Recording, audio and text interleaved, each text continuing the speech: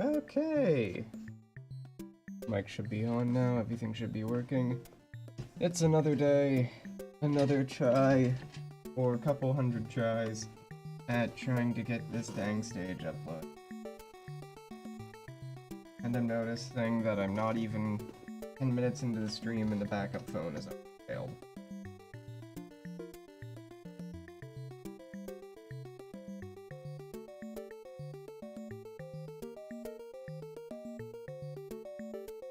Isn't that just dirt? Well, took 5 minutes to set up today, which I think is pretty good. Normally there's a lot more setup that goes on before I click go live, but I woke up a little bit late, got stuck with a last minute chore. But hey, now let's get into it. It is now time for more spin to win wall kicks will work, hand cramps, and the like.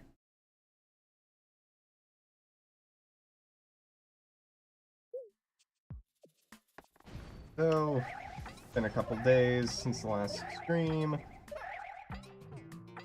Ended up not being a stream on Monday, mostly just because I wasn't really feeling up to it. I am planning one not normally scheduled day stream this week, because I have work on Thursday. I'm thinking that stream will either be on Wednesday, which is tomorrow, or Friday.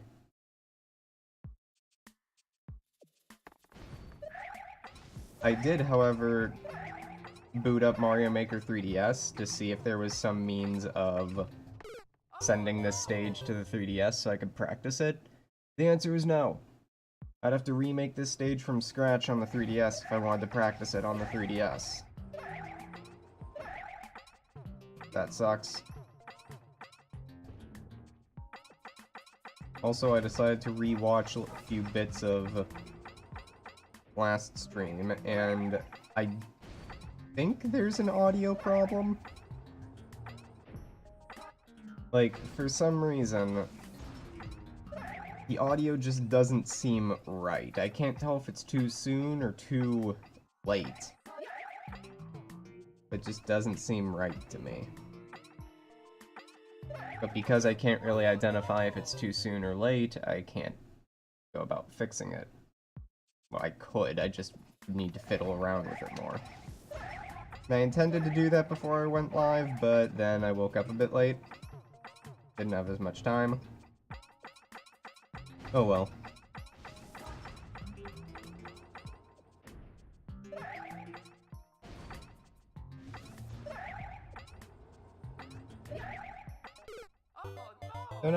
Another kind of news stuff today. This will probably be what I rant on about the most, and what I tangent off of. The Sonic movie trailer. That came out. And you know what? I am not as disappointed as I thought I was. Or I thought I was going to be.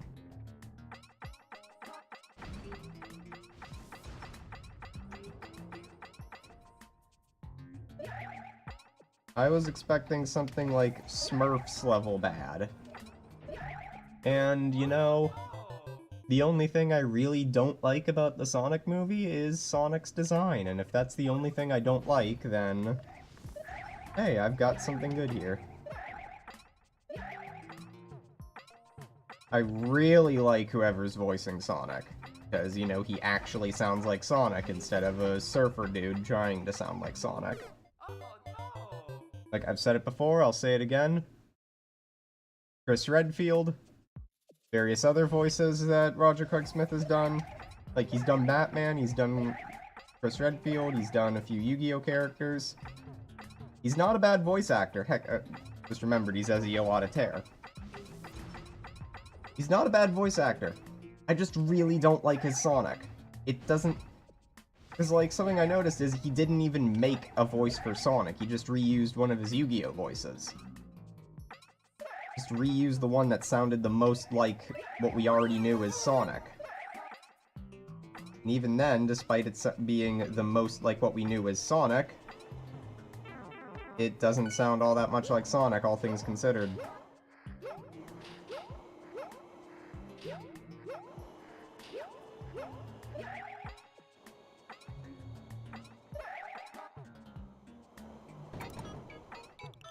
Like, love you for trying, Roger, but it's not good. Oh, surprisingly far for an early attempt.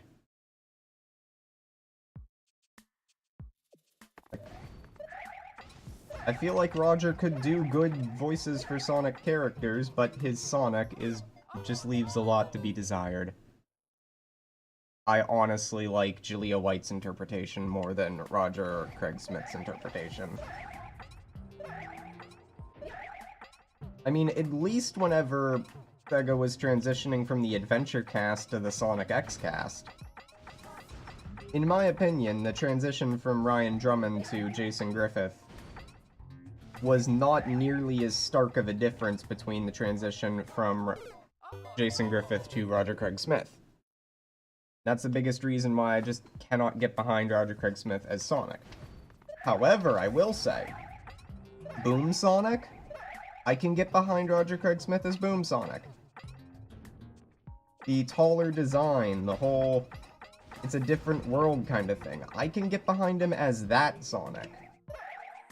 But modern Sonic, no.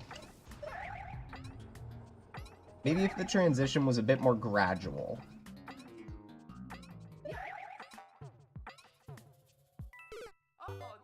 No, it's just one game he sounds like Sonic, the next game he sounds like a surfer dude.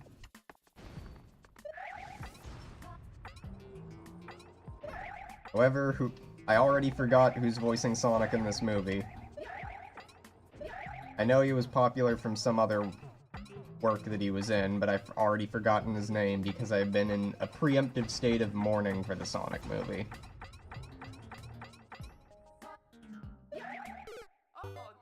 But whoever's voicing Sonic is doing a damn good job. There are a few moments that I feel the delivery wasn't quite good, or wasn't quite Sonic, but that's a better hit-to-miss ratio than Roger Craig Smith, which I feel has been 100% miss. Unless it's Sonic Boom. But I already have my own set of problems with Sonic Boom. Like, where the hell's the continuity?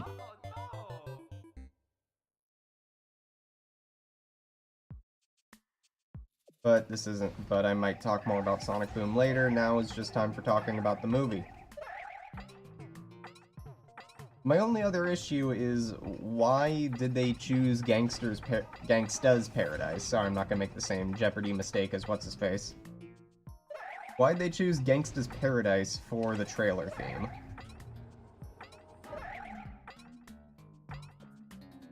Like, I could probably think of at least 5 other songs that'd fit better.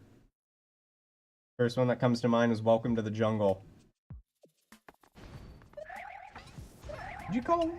Would you be able to call Guns N' Roses butt rock?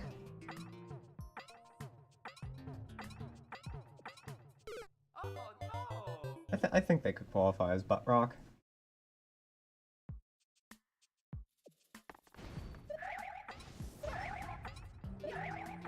Like, I could see Gangsta's Paradise for a Knuckles movie,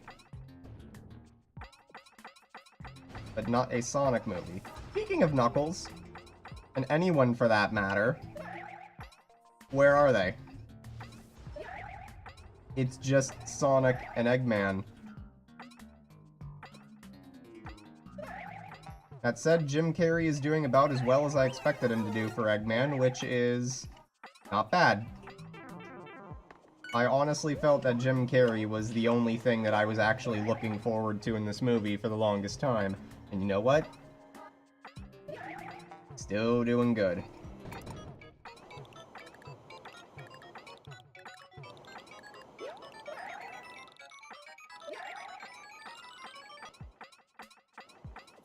Okay, so this is about as far as I got last time. I got all the way to the top of this tower, but I keep having trouble ascending the tower, so here we go.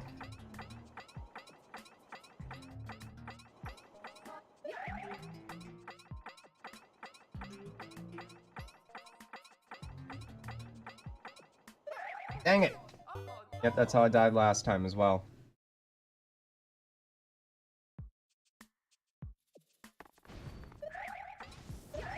Well, hey, at this rate, I may actually be able to upload this stage today. I just need to keep talking about Sonic. Go figure.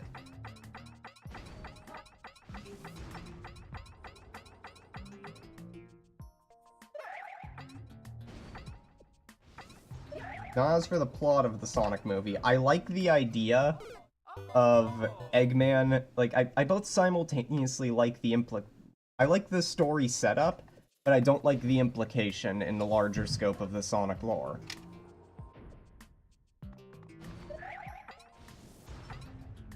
Basically, I like the idea that Eggman was already, like, this kind of omnipresent force that the US government just can't get rid of. They don't seem to like him, but they haven't tried to stop him yet. And now, it reminds me of Sonic X in a sense, on how Sonic is this new creature on this parallel Earth, I guess. And the government doesn't know what to do about him, so they're just like, neutralize it. That seems like a very US government thing to do.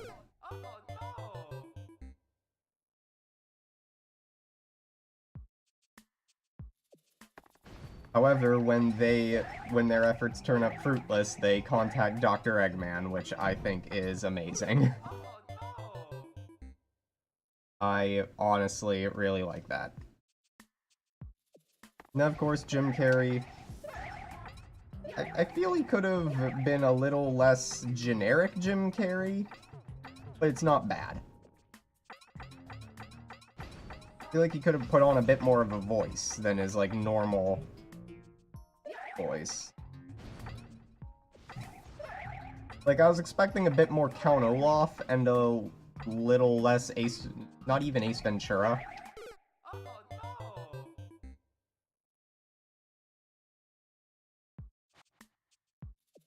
But all in all, not bad. I like the shot at the end of the movie where his mustache actually looks like Eggman's mustache.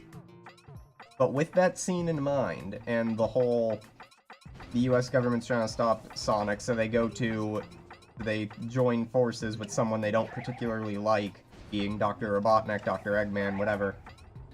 Kind of implies to me that this is trying to be an origin story for not really Sonic, but Eggman. Like, where does Eggman fit into the whole Sonic mythos? Like, why is there randomly this egg-shaped person on Sonic's planet? Now, mind you, the comics already had an idea for that, and the games had something of an idea with the whole Gerald Robotnik backstory.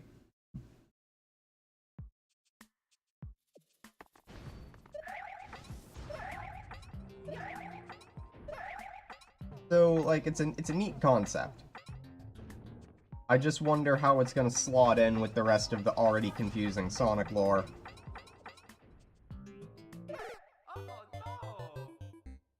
And if there's something I really enjoy trying to untangle, it's the web of retcons and continuity reboots that is the Sonic lore.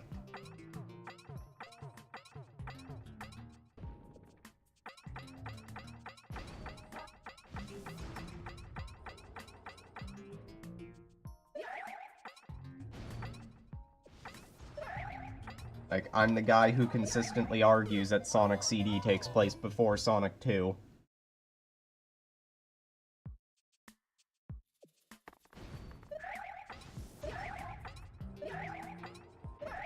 And that Sonic 4 may actually take place after Sonic Mania. I mean, like, if Sonic 4 takes place after Sonic Mania, or at least after Sonic Mania Encore mode, that would explain why Stardust Speedway is in a bad future, despite the fact that it's canonical that Sonic gets a good future, and canonical that he gets a bad future, according to Sonic 4, and Sonic Generations. But yet, if he didn't get a good future, then Little Planet would cease to exist, because it would have been destroyed, and thusly wouldn't have been able to be used in Sonic 4, not Sonic 4, Sonic Mania, or even referenced in Sonic 4, so it's like, what the heck?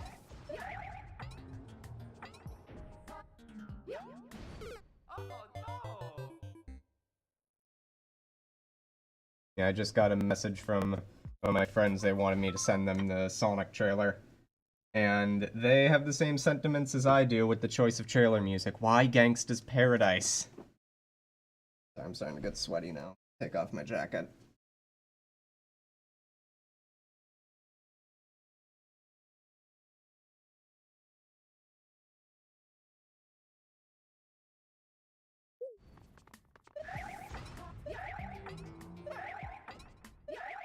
I'm also kind of surprised, like, they didn't use Crush 40 music. Like, I know Crush 40 is currently working on Team Sonic Racing, but, you probably could have gotten them to make some song for this movie, you know? I mean, what else are they doing? What else is Crush 40 doing with their time, besides working on Team Sonic Racing right now?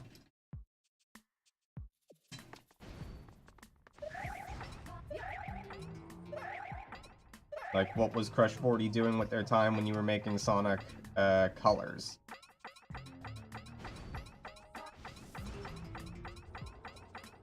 Or, like, Sonic Forces. Like, seriously. I've complained about this before, and I'll complain about it again. Where was Crush 40 when they were making Sonic Forces? Who the hell is a Hoobastank?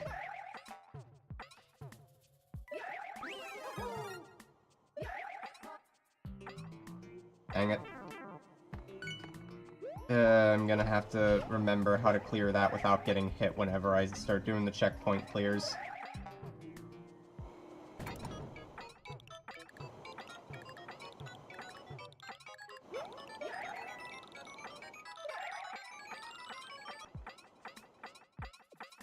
Dang it! Just barely not enough height.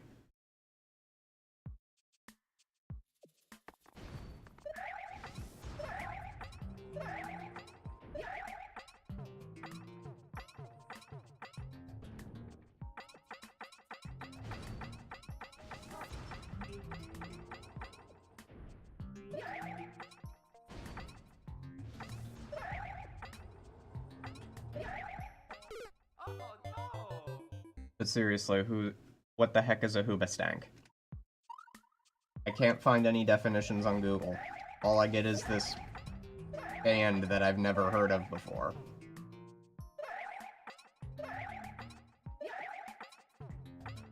And like, listening to Fist Bump, the entire song sounds like it was a bad take. Like, had they done a few re-recordings, they could have gotten it to sound better. That's what it sounds like to me. So I tried to listen to some of their other music to see if all of their music sounds like a bad take. And the only way I can describe them is as Diet Nickelback. Which is honestly impressive. I never thought such a feat would be possible.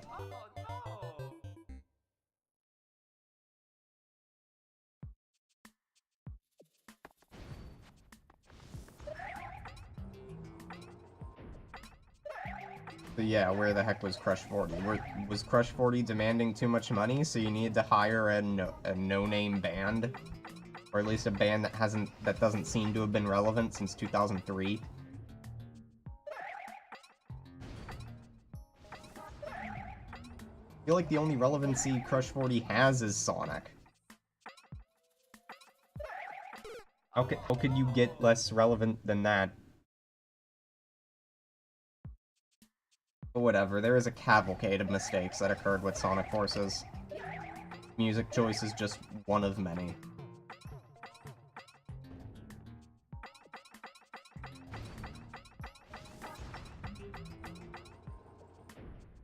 And also, I don't understand... There's a lot I don't understand about Sonic's design for Sonic the movie. Oh, you need to go for a realistic design. No, you don't. You absolutely do not. Absolutely, positively, 100% do not need to go for realism. It was never a requirement.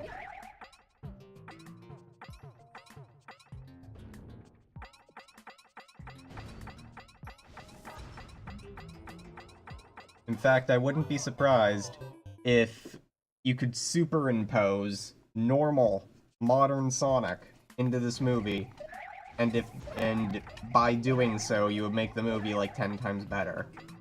If I knew anything about using Source Filmmaker, I would make this a passion project.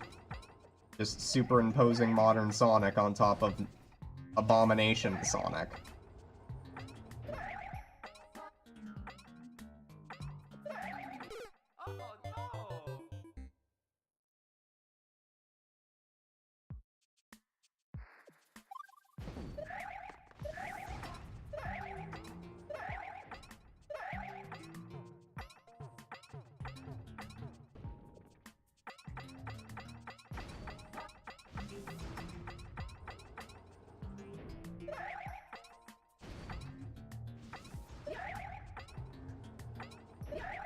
Dang it. God dang it, I'm out of Sonic to complain about. How about Sonic 3 Air? That's a really good game. Got the Death Egg recently. I was a little bit upset because I was able to get all the Chaos Emeralds by Hydro City Act 2. Which basically means I found every single giant ring that is possibly reachable as the combination of Sonic and Tails. Up until Hydro City Act 2.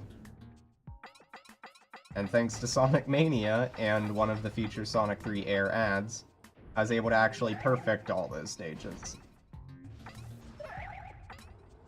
Then once I got into the Sonic and Knuckles portion, I wasn't able to perfect all the stages, and I didn't get Hypersonic until Sandopolis Act 1.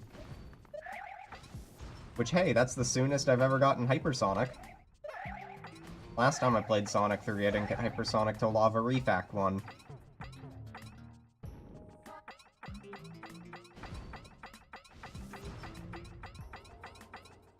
I do think I would have had Hypersonic by at least maybe Flying Battery Act 2 if I wasn't going for perfects. Which I get it, going for perfects doesn't really unlock anything, but I wanted to. Just in that Mania mindset of get the perfect.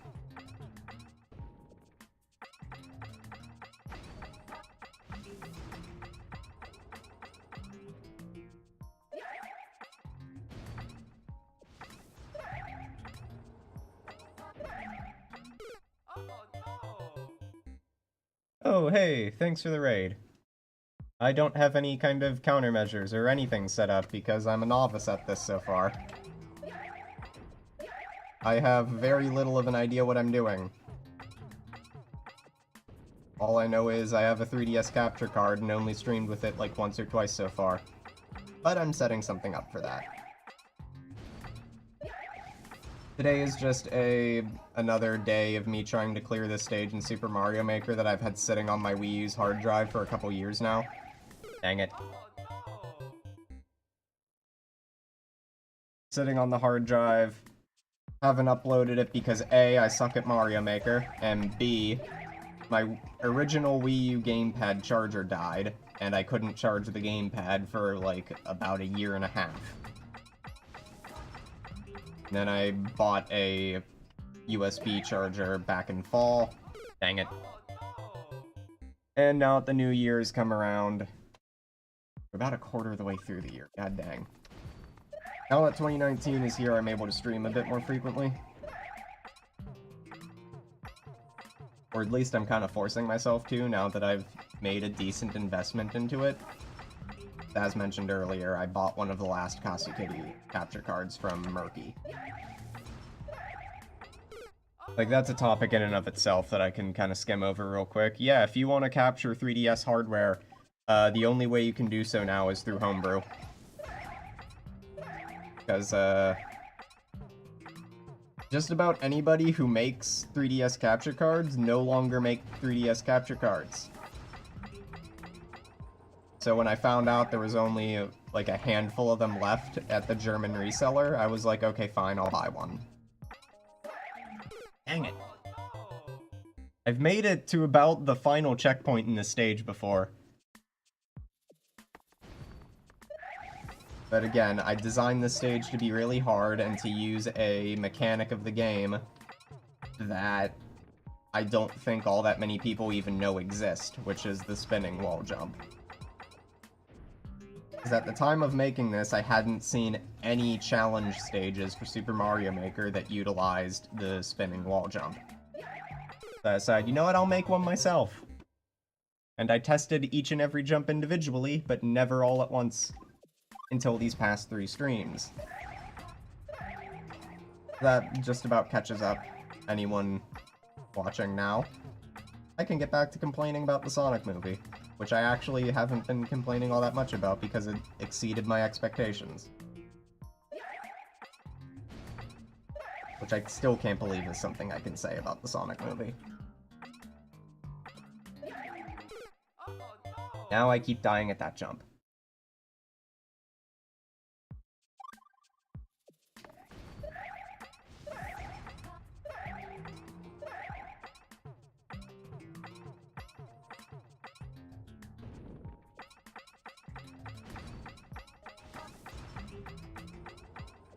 Why does complaining about Sonic seem to give me skill at this game?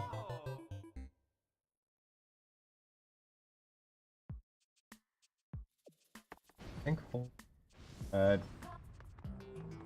I'm sorry if I have the language wrong, but mi no hablas español, por favor inglés.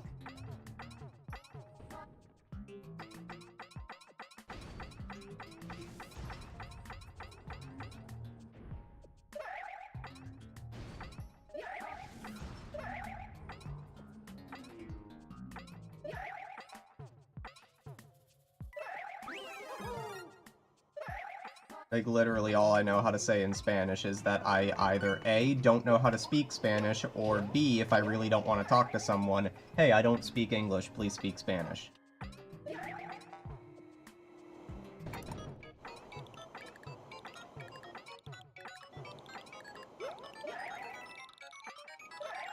Dang it, I held the jump button. Not supposed to hold the jump button.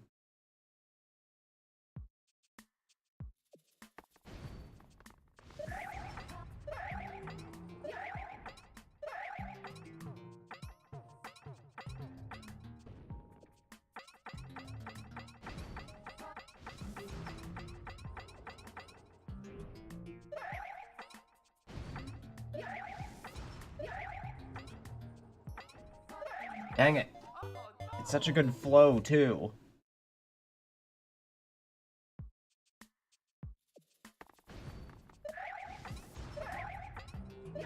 I used to know how to say I love video games in Spanish, but I don't remember how to. I know how to say I really like video games in Spanish, but I can't remember how to say the word love.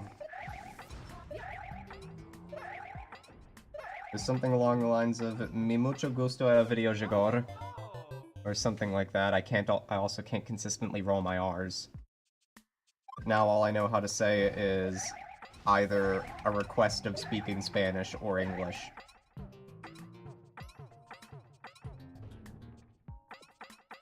I also only know one sentence in German.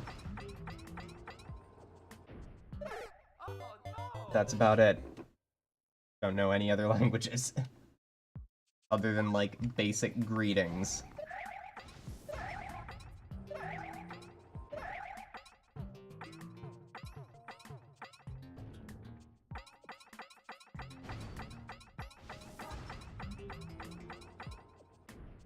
Dang it, I keep hitting that too late.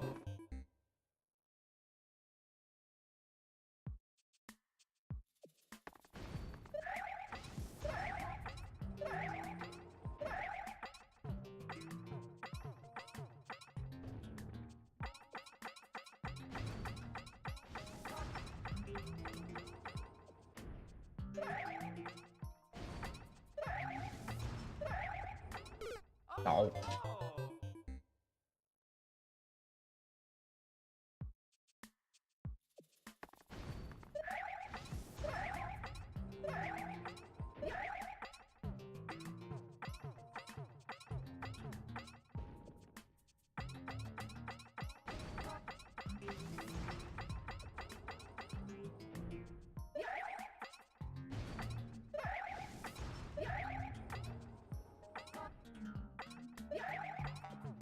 Why do I seem to do so much better at this stage when I have a lengthy complaint about Sonic the Hedgehog to make? Oh well, if it gives me power, then it gives me power. So, again, Sonic 3 Air. Not bad. I really enjoy it. I also wonder if it'd be possible to allow Sonic 3 Air to read the data of the Sonic and Knuckles collection on PC. I doubt it, because it's built differently, but I wouldn't be surprised. However, I do know that the Sonic and Knuckles collection on PC is, by many accounts, considered abandonware. Which, generally speaking, if something's considered abandonware, you can pretty much go download it unofficially and no one will care. You could it's basically an okay pass for piracy. Unofficially. Sega has never declared it abandonware, but Sega has not done anything regarding that piece of software since its release. So again, it's by many people considered abandonware. So if in the event Sonic 3 Air could read the Sonic and Knuckles collection, then that would mean you'd be able to play that entire thing for free.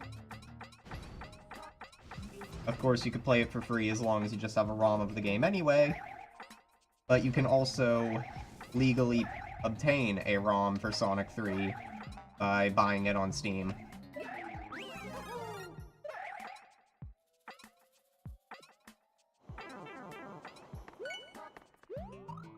I am not looking forward to having to relearn how to do that segment without getting hit.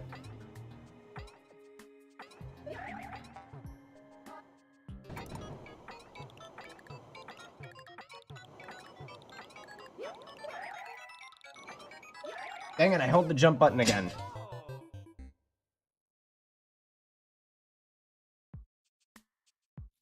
But yeah, that tower right there with that I just died at, that is the last segment before the final checkpoint.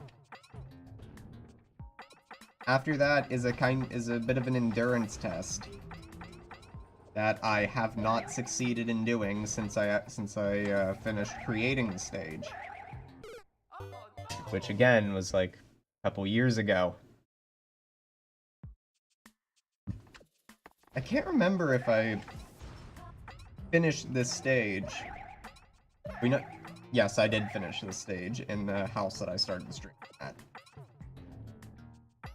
Well, I'm dead. I say, yes, I finished this stage at the house I started streaming at because that was the house that I got Super Mario Maker at.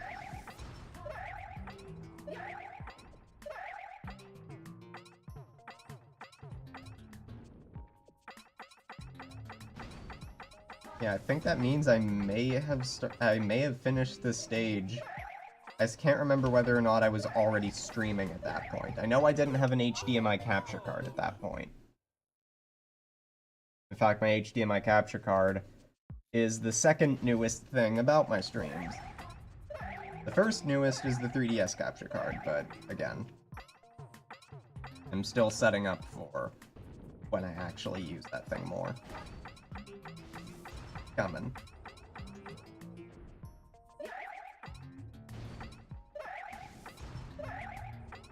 Now I keep dying on that jump, which is my average death point, I think.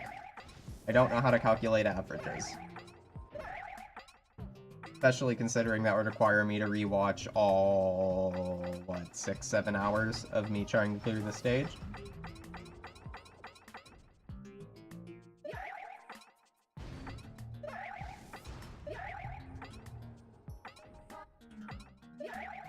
Dang it. Also, I can't wait to remake and re-clear this stage again when Super Mario Maker 2 comes out.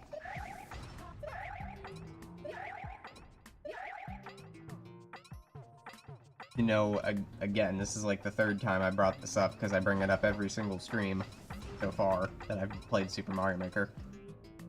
I really hope that Mario Maker 2 just has native compatibility with Mario Maker 1 stages. But this is Nintendo, I don't expect them to think of that. I wasn't making that jump.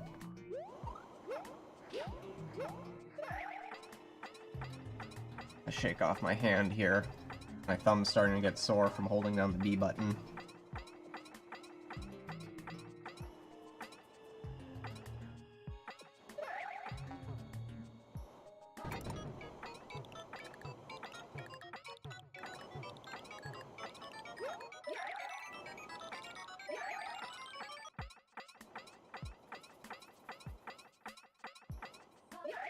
Dang it! Didn't get a high enough jump. I tried to save it, but didn't. Alright.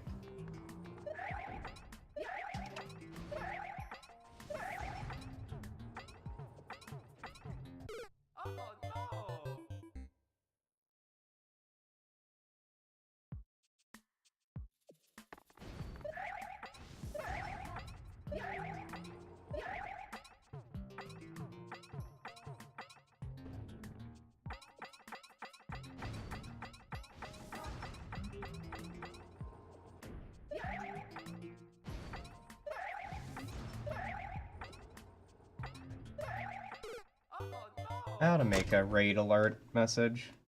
I just thought of an idea of what I could make the raid alert thing. I just need to go to one of my friends' houses to record it. I'd also need a good camera.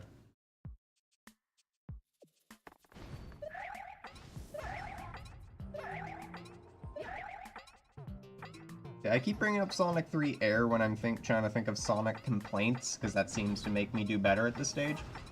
But the only real thing that I can really think to complain about with Sonic 3 Air is that now I'm torn. Like, anytime I want to play Sonic 3, do I want to play Sonic 3 Complete or do I want to play Sonic 3 Air?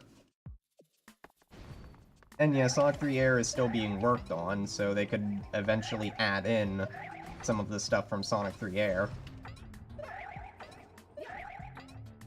I'm sorry, Sonic 3 Air is still being worked on. I believe they might be able to add in some stuff from Sonic 3 Complete.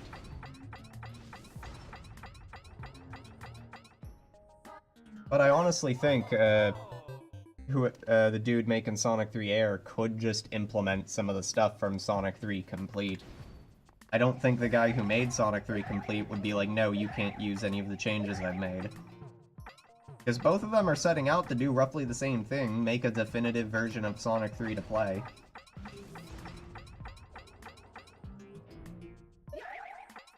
But who knows?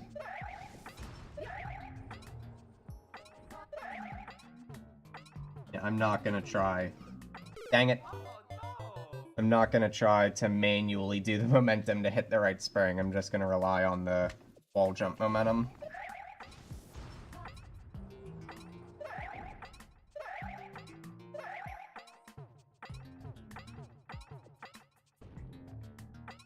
Oh, I'm dead.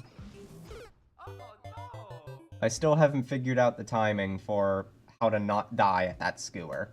Why do I keep saying skewer? It's skewer.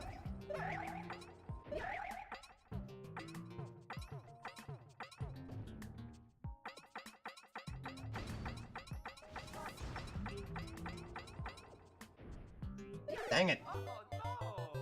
Even when the skewer isn't trying to kill me, it kills me.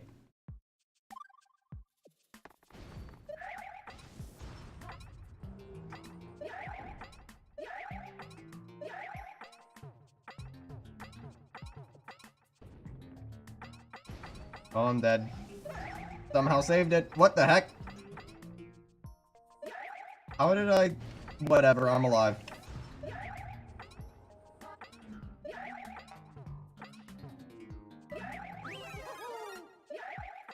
Not gonna question it.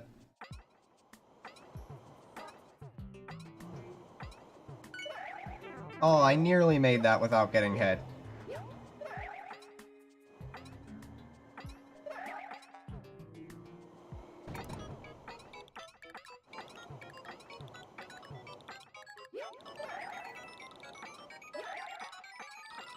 Nearly made that without getting hit. Okay.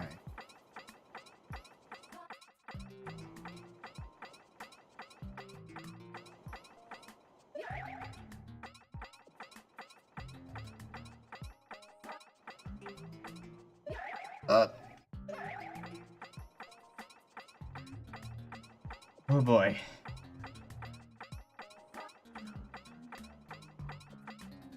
Dang it! So close.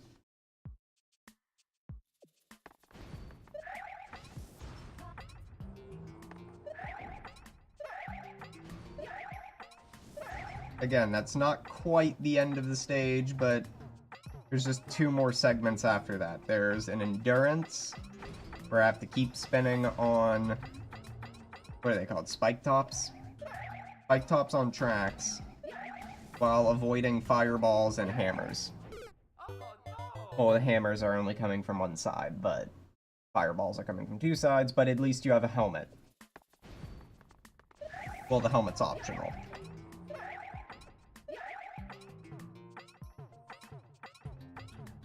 Dang it.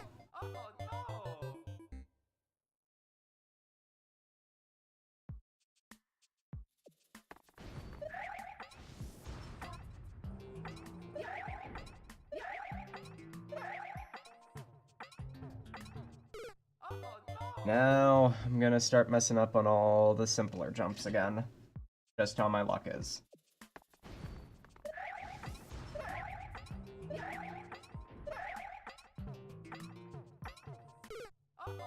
Too much momentum.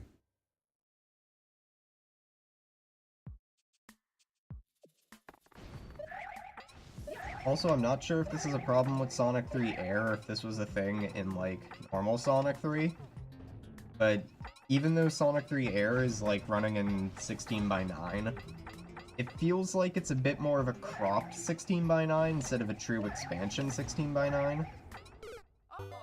The only example I can really think of is the Flying Battery Act 2 boss. I could have sworn that entire boss is visible at all times. I could be wrong, however. It's been a while since I played that far into Sonic 3 in a not 16:9 style. But I am super looking forward to the potential Android port of Sonic 3 Air. That is something the creator of Sonic 3 Air has said he's interested in doing. Which, if he does do an Android port of Sonic 3 Air,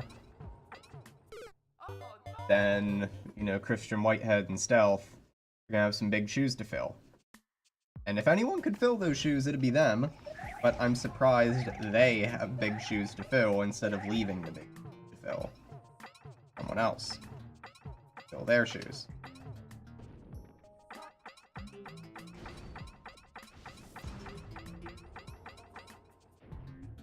But who knows, maybe the Android port of Sonic 3 Air could be like Christian Whitehead's iOS port of Sonic CD.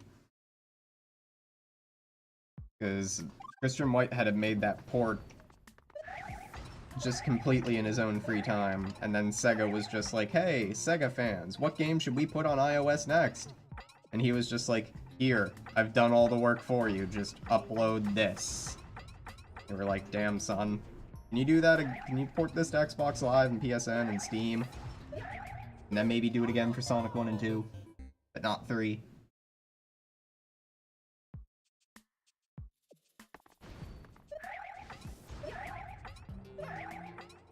Like, I think Christian Whitehead is doing a little bit of work for Freedom Planet 2.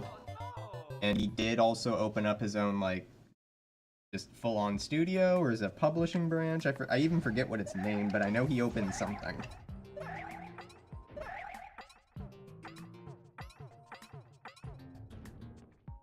But, like, other than that, in terms of Sonic stuff, what is Christian Whitehead doing nowadays? Now that Sonic Mania is out, and removing Denuvo. I would hope that he's either working on a Sonic Mania 2 or the mobile remaster of Sonic 3 and Knuckles. Either of those two would make me really happy. Apparently he wants to try his hand at a 3D Sonic game, but I'm cautiously optimistic. Because he's had his 2D engine for Sonic games.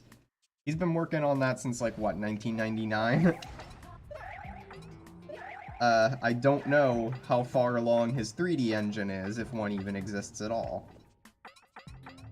Like, which game's physics is he trying to replicate? Is he trying to make new physics that are more closer resemblant to the classic games? Trying to Sonic Adventure, Sonic Adventure 2, Boost Formula.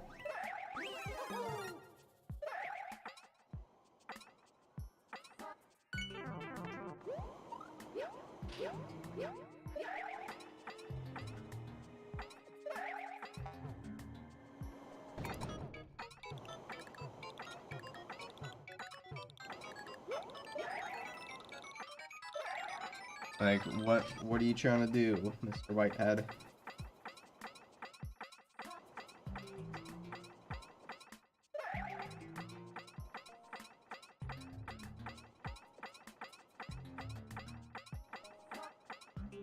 Dang it!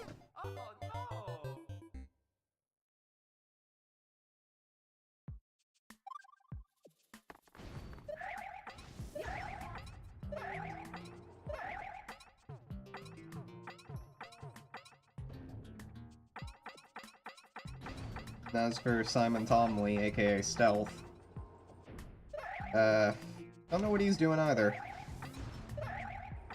I mean, when in doubt, he's probably working on an update to Sonic Mega Mix. I think he's still working on that.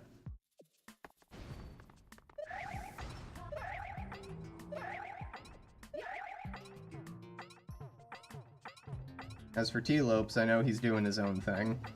Still making music.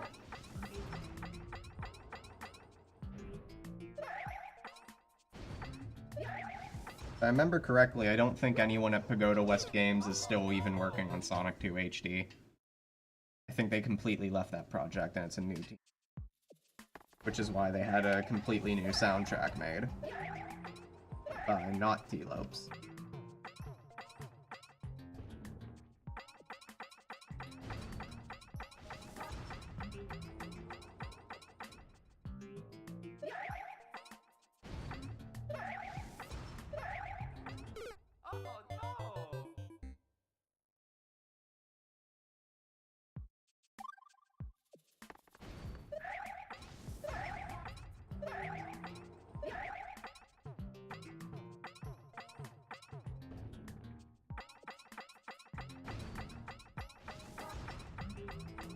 I also don't understand what this weird electric motif the Sonic movie seems to have fascination with.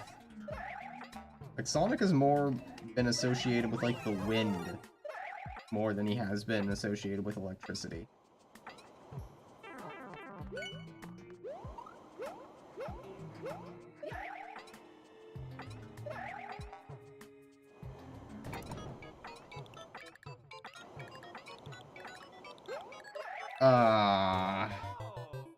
I held back on that because I just knew I was doing it way too early.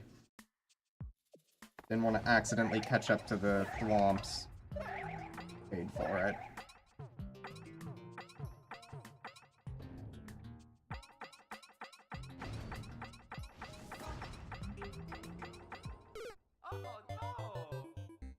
Also, now that I have more time to stew and think about the Sonic movie trailer, how does Sonic get, you know, like, guarded? What are the tranquilized? He's Sonic the Hedgehog. They show later in the film that he waits till literally, like, the last nanosecond before reacting to a barrage of missiles. And yet this one undercover police officer is able to get a tranquilizer dart in him. I mean, yeah, he's surprised, but he's still Sonic the Hedgehog.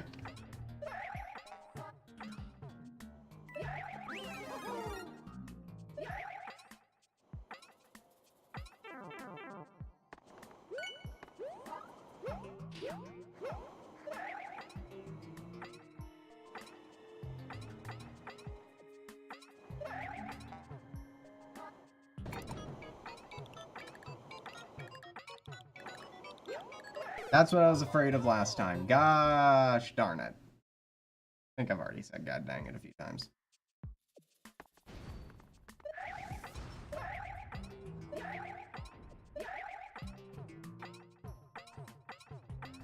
Yeah, really, the only thing I can't get behind with the Sonic movie is Sonic's design.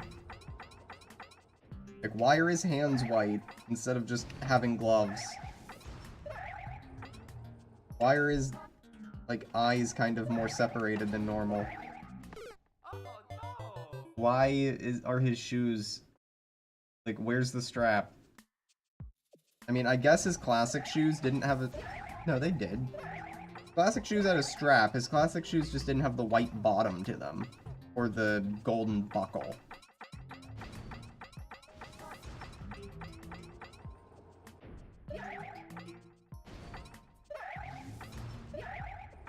Like, I'm guessing the logic is Sonic is not native to this world that he's in. Just like Sonic X. But unlike Sonic X, being transported into this world has morphed him. That's the only thing I can guess. Has morphed him to abide closer to their rules of physics. I think. I mean, who knows? Maybe that could have happened in Sonic X. All we know is that if Sonic was in Sonic X for too long, or in the world, the not Earth of Sonic X, except I think it was Earth. The parallel world of Sonic X, if Sonic had stayed in it too long, time would have ceased to flow. That was the plot reasoning for why Sonic had to return to his own world. And they've technically used that story in the games as well. Like, that's why Blaze isn't always in all the games, because she needs to reside in her world as much as possible. Because if her world and Sonic's world intermingle too much, then it can wreck the flow of time.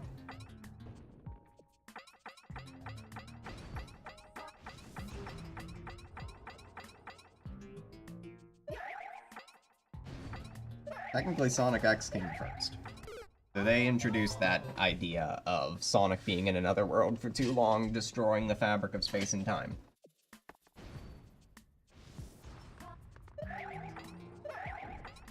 I still think Sonic X is a decent show.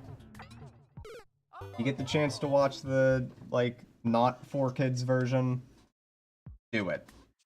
Not bad.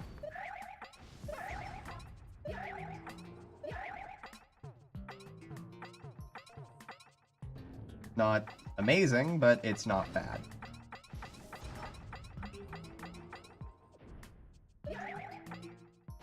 Yeah, my biggest concern with the Sonic movie was that it was going to be absolutely horrible and be another, like, terrible stain on the Sonic series. Kind of like how Sonic 06 was such a bad stain on the series that it still hasn't fully recovered. People still are mostly interested in Sonic to see how bad it gets, rather than for a fun experience.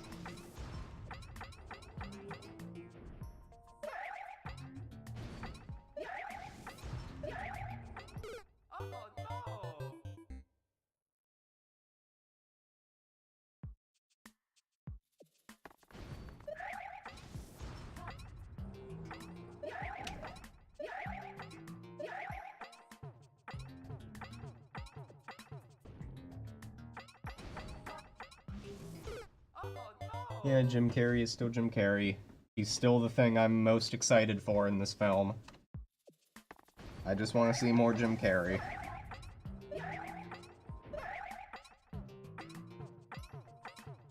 I have yet to watch a lot of Jim Carrey's other movies, though. Like, I've seen The Grinch. I think I've seen most of The Mask. I've seen a series of Unfortunate Events, the movie. Not the I've seen a few episodes of the Netflix original. I think it's Netflix. Maybe it's Hulu. I want to say Netflix, though. But Jim Carrey wasn't in that. We're talking about Jim Carrey. I've not seen Ace Ventura: Pet Detective, though. I've seen a few clips of it, though. Looks pretty good.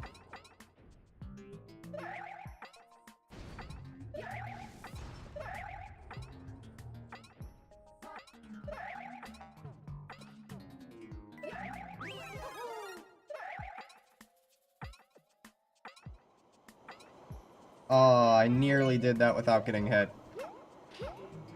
Getting better at it.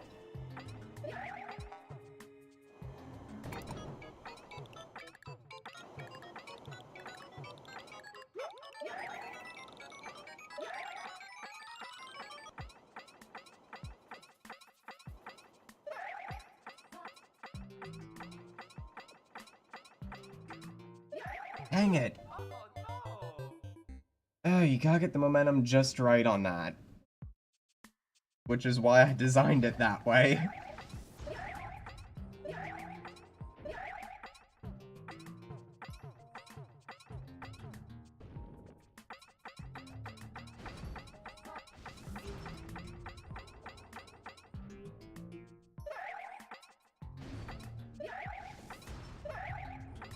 Dang it.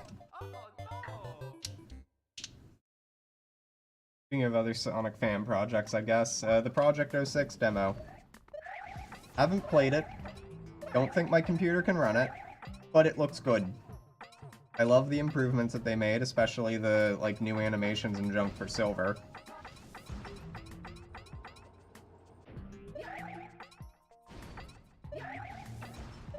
I would love for that project to come to fruition. I would play the shit out of it.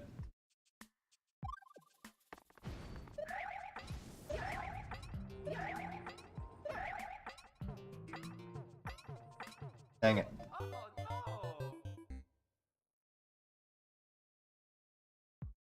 So, like, even though you can go about and fix the gameplay of Sonic 06, I still think that, like, the story would be something you can't really fix. Like, unless you get really good at reanimating the scenes in, like, Blender or Maya or something. Go ahead, try to fix the story of Sonic 06. You still need to keep a lot of the same, plot points for the game to make sense. But I think the thing that people would probably change the most would be Sonic's resurrection scene. For good reason.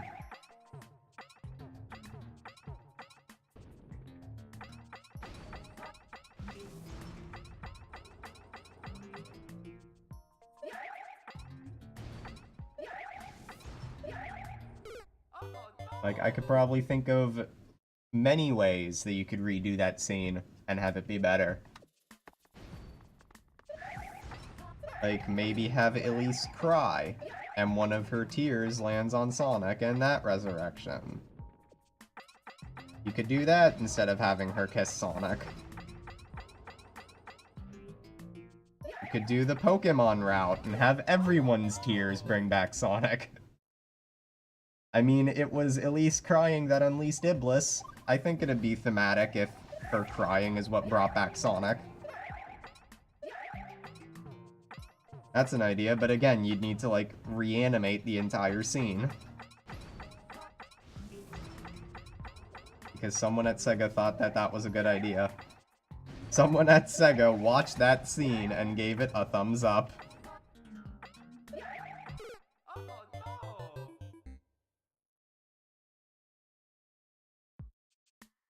At least I think someone at Sega watched that scene and gave it a thumbs up.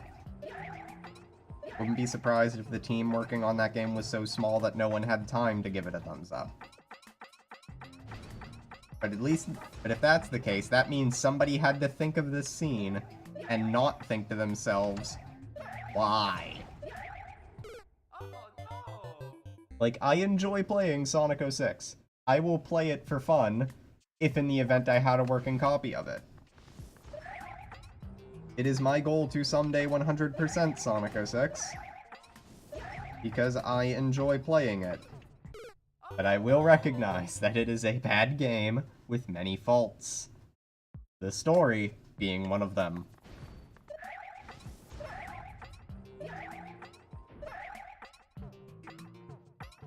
Now I keep making momentum errors on this Piranha Plant.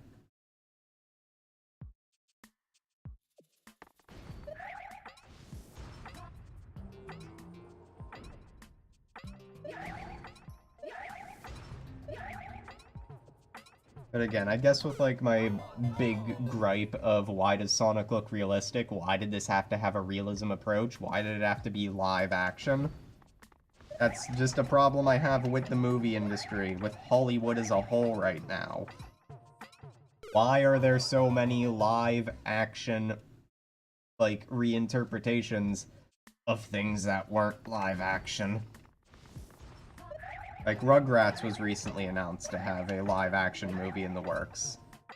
Why? Like, I know why. It's because everyone who grew up watching Rugrats, or were potentially introduced to Rugrats by their parents, or an older brother or sibling or something, anyone who has a nostalgic value to Rugrats, like, that's a lot of people now. There's a lot of people with a nostalgic attachment to the show, so they're gonna milk the nostalgia off of it. But why not just make it animated? The only reason I can think to not make it animated is because if they need to hire that many animators for all of these projects that are live action, that should be live action, then who knows, maybe all of these animators will realize, hey, there's a lot of us, we should unionize. And the movie industry doesn't want that. No industry wants that, even though every industry should have that.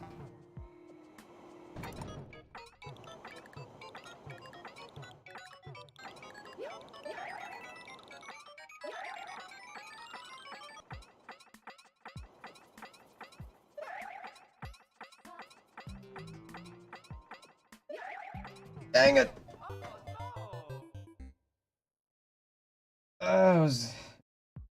Should've let go of right whenever I didn't die on the Muncher. I was so caught up in the moment that I held on to right. I died. Yeah, I'm 99% sure I need to use wall jump momentum for that jump.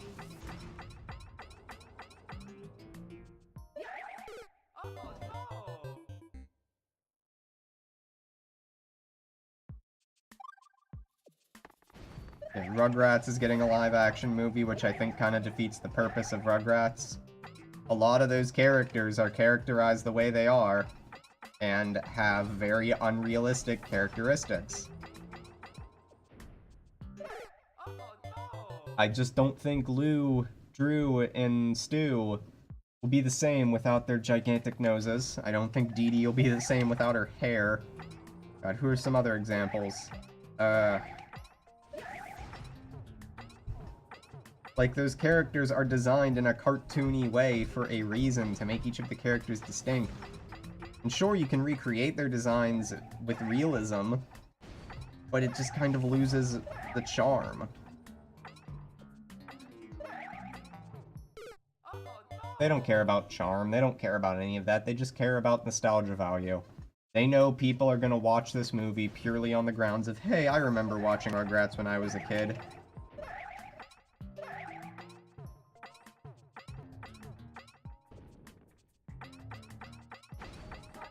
Why they're remaking Aladdin, it's why they're remaking Lion King.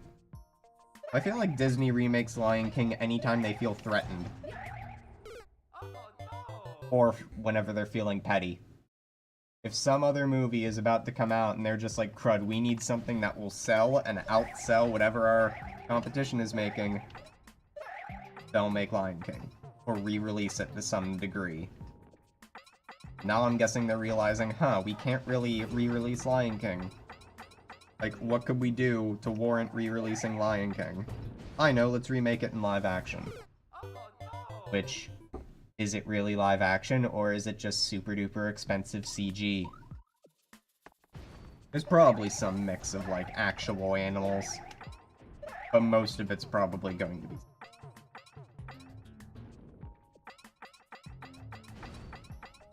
It might just be Wonder Pet's level of live action.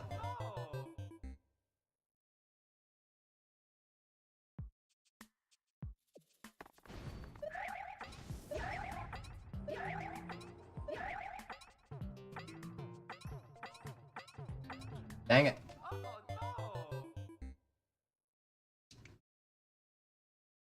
See what else is on the live action list. Dora the Explorer, which I have several questions about. At this point, like, according to this movie, Dora is no longer a small child. But yet, He still dresses the same exact way as she did as a small child. Like, why? You'd think that someone's appearance and outfit choice would age as they do.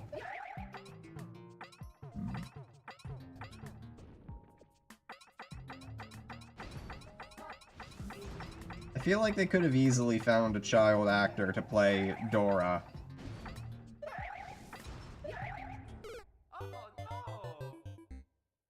Whatever, I guess. How are they gonna handle Boots?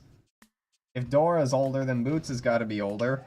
We don't know. I don't know how old Boots is, or how old whatever species of monkey he's supposed to be lives to. But I would like to say that I don't think that iguanas will live that long. Or squirrels. Possibly even foxes.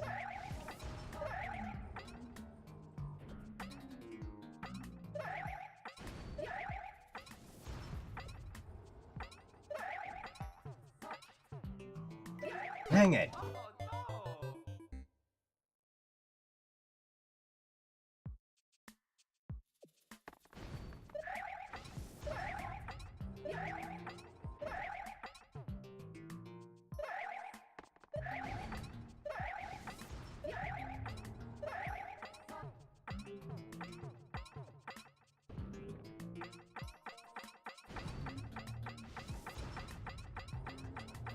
No, you want to know something that I would legit want to see a live action remake of? Teenage Robot. That would make a good live action. I feel like that could be done well in live action. Something like Rugrats, not so much. Something like Dora, it could work, but I don't think they're trying to make it work. Dumbo, nah. Aladdin, nah. Okay, Aladdin could work, but they need to apply a lot more CG to make Genie look like Genie and not Will Smith cosplaying as Genie.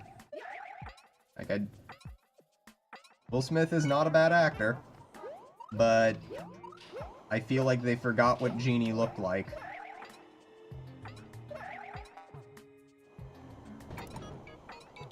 Like, out of all the Disney films I've ever seen, I still stand by saying that Aladdin is my favorite.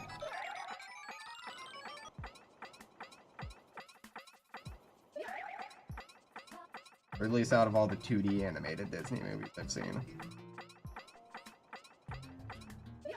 Dang it! Almost saved it.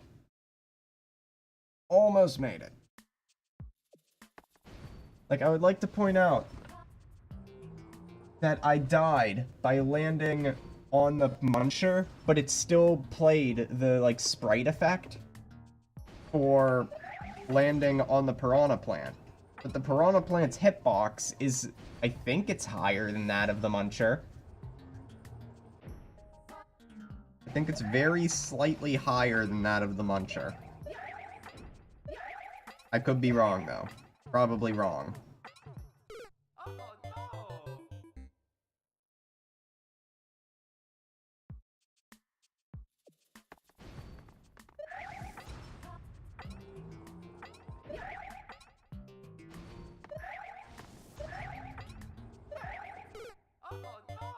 Dang it.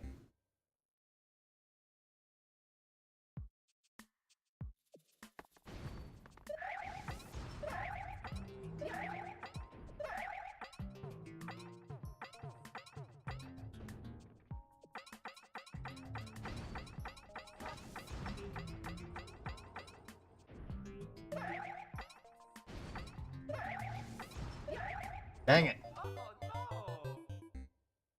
God, I need to think of more stuff to complain about so I have somehow better Mario Maker skills.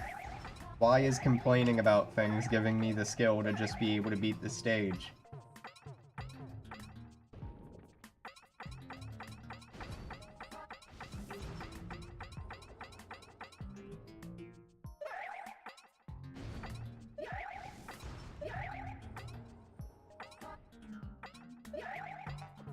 I guess I could talk more about Aladdin.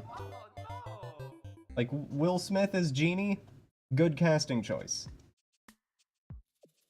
However, the appearance of Genie does not look like Genie. Again, it looks like Will Smith cosplaying as Genie. And also, why do they keep flip-flopping as to whether or not Genie is blue?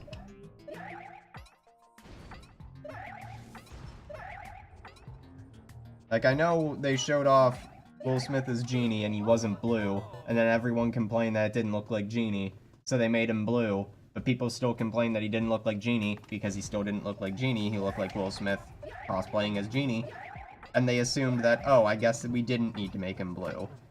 If you need to make him blue, you just need to make him look like Genie.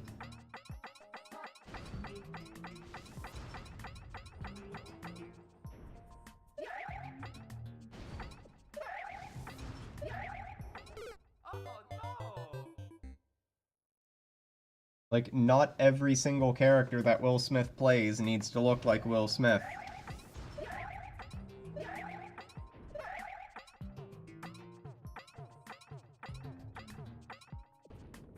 I think the fish he played in Shark Tale was supposed to look like him, but obviously it doesn't, because how do you make a fish look like Will Smith? But I think they tried to make him look like Will Smith.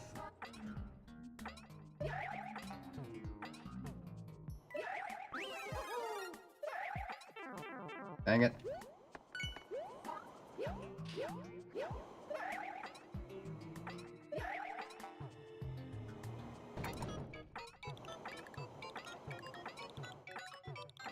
Dang it.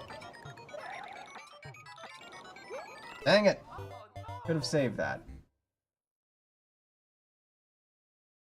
I was subconsciously thinking to myself too, once you get past that spring jump with the checkpoint and the bumper, the rest of this is kind of easy to do. Like, it's hard to mess up. And then I mess it up. I'm happy to show the many ways you can die on this stage.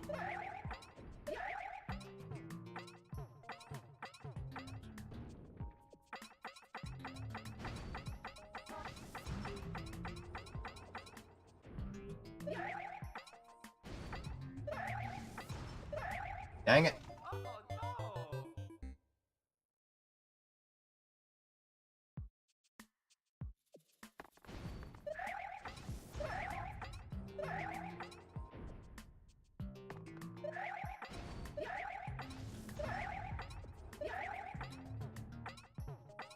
Like, was it in Will Smith's contract that every character he plays must look like him?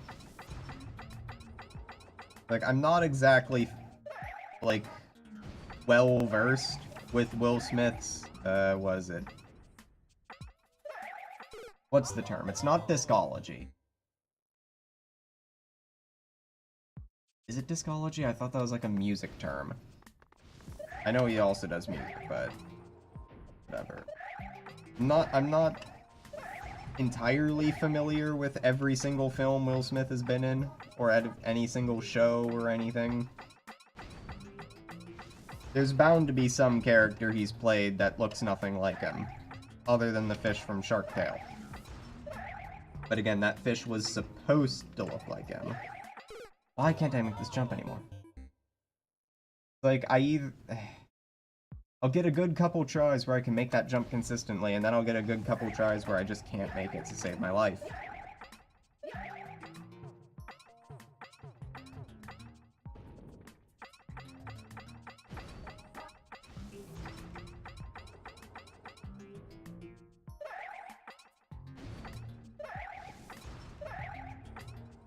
Dang it. Dang it.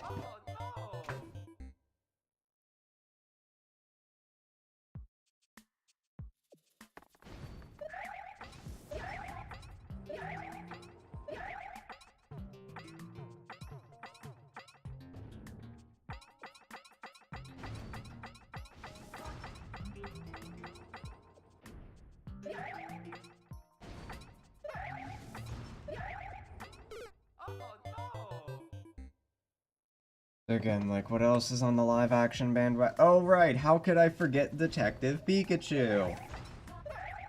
I've not seen any trailers for that. I refuse to. Those Pokemon look like nightmare fuel. Absolute, like... There may be one or two Pokemon that don't look terrible in a realistic design. I still feel that that movie had no reason to look realistic. If the reason was to make it blend in better with actual humans, just don't use actual humans. Like, they're doing a 3D remake of, or like not 3D as in like anaglyph 3D or stereoscopic 3D, I mean like polygonal, using 3D models instead of 2D animation. A remake of the first Pokemon movie. Why couldn't we have gotten that for Detective Pikachu? Like, why? At no point was it required to be realistic or live action. And even then, you could have easily just put in... Like, I can understand not wanting to use the game, like the models from the games, because the level of detail on the models wouldn't match up to the level of detail on, like, an actual human. I can understand that. Just update the models. You don't need to make them realistic. Like Aipom. I saw the render for Aipom. It's just like, Aipom in the games looks super cute and cuddly, and I'd love to play with one. The Aipom in the movie looks like Hellspawn. It straight up looks like something I'd find in Silent Hill. Most of those Pokemon look like something out of Silent Hill.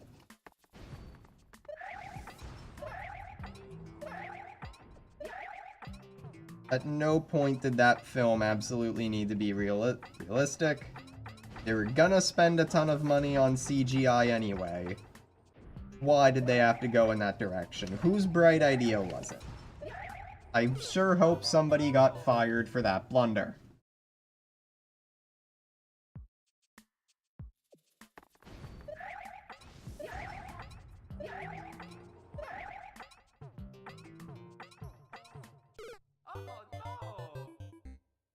Like, after 2019, I never, ever want to hear the phrase live-action remake ever again. All of these movies could be stellar, blockbuster hits that I actually enjoy, but I never want to hear the phrase live-action remake ever again after 2019.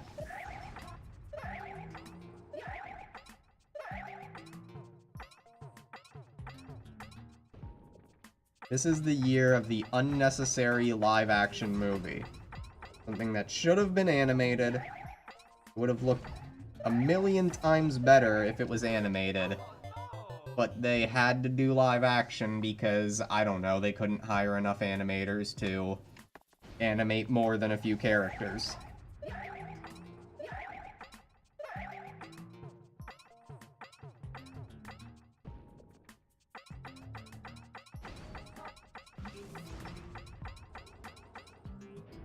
Like, I think a Who Framed Roger Rabbit style movie would have worked better for Pokemon than Detective Pikachu. Where it's literally just 2D hand-drawn Pokemon superimposed.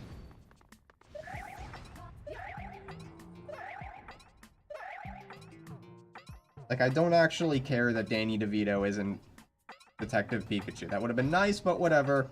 I don't hate Ryan Reynolds. What I do hate is the unnecessary realism.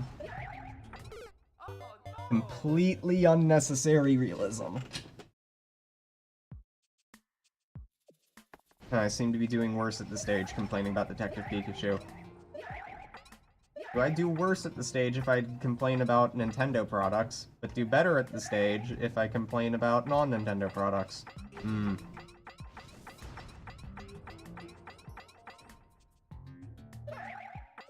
Dang it. I let go of the button because I knew if I held it I'd hit that spike.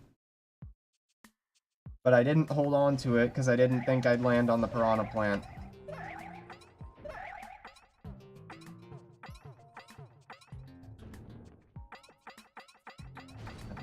Starting to hurt. I've only been at this for like, what, an hour and a half?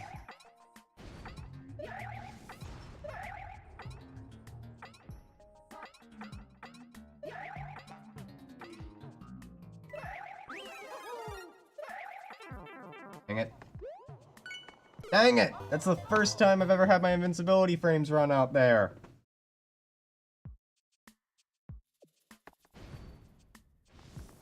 Well, first for everything.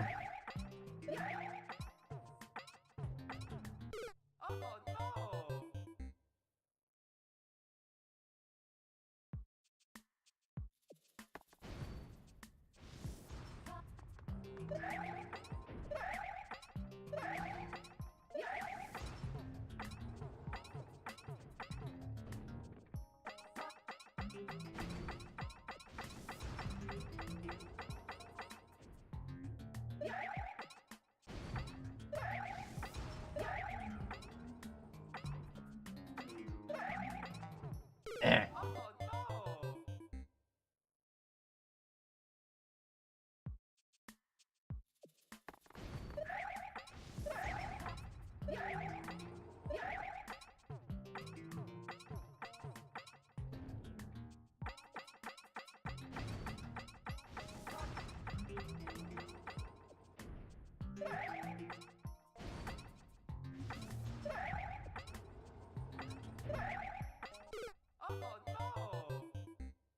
Why is my hand cramping now? How far did I get into the last stream before my hand started cramping? Ugh, I don't know.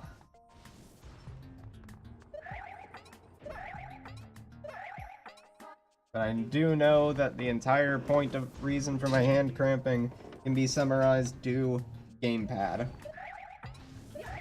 My hand would probably not be cramping if I was playing on a more conventional controller, but my more conventional controllers aren't much better. I forget, is there a button for spin jumping if I play with a Wii Remote and Nunchuck? Does Mario Maker even support the Wii Remote Nunchuck combo? I know it'll support the classic controller. Hold on. I'm gonna go grab my Wii Remote and a Nunchuck and hope that there's a button for spin jumping. Because if there's a button, then I might be able to do this. But if it's just shake the Wii Remote, then I'm not doing this with a Wii Remote.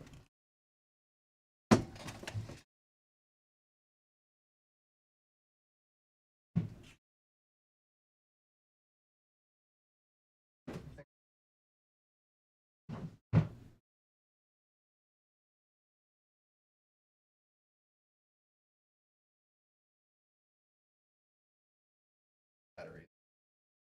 Helpful.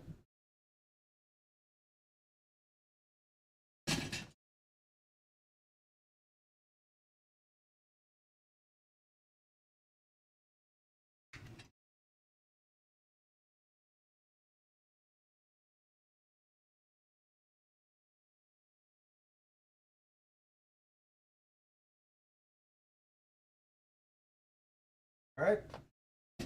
Controller's plugged in.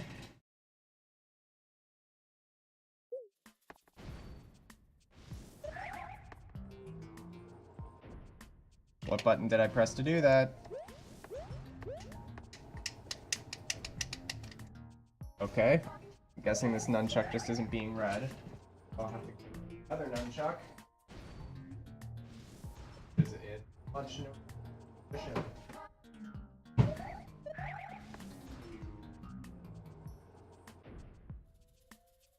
Read that I have an nunchuck connected.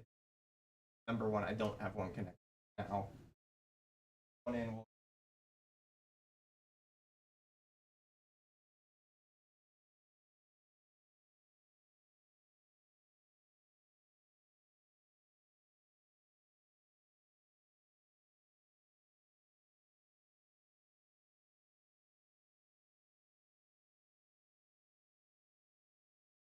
apparently plugging in this nunchuck has killed all connection for this controller.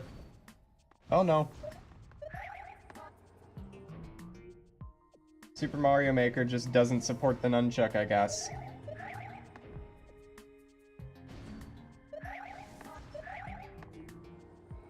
I really don't want to have to play the stage with motion controls. My classic controllers and jump buttons on them are cool.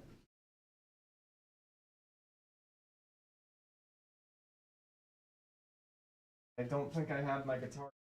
I wouldn't expect. That is a fantastic. My only option now is to either play motion control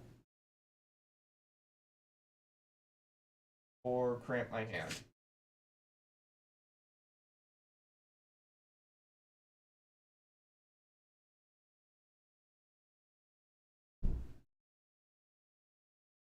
God, it's times like this I wish I had the SNES Classic. I think I could use it. No, I probably.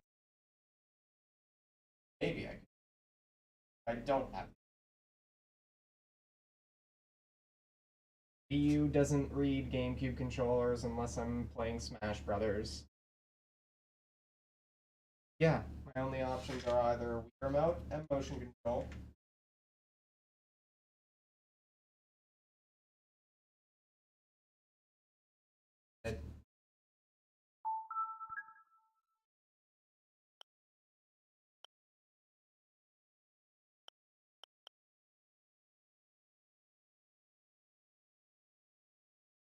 Oh, some of the buttons do not work.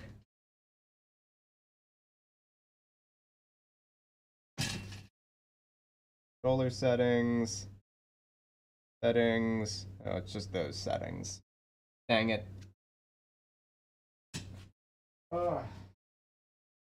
Fantastic.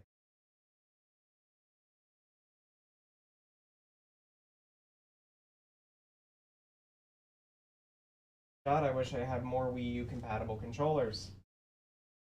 Again, that would require me to play the Wii U more than once every now and then. And not as intensely as I am now.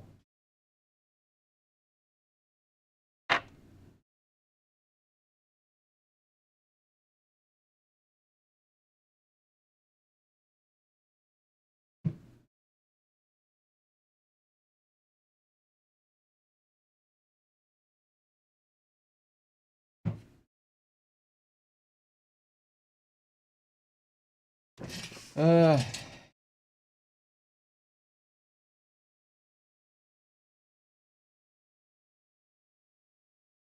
I just realized I didn't have my headset on this entire time.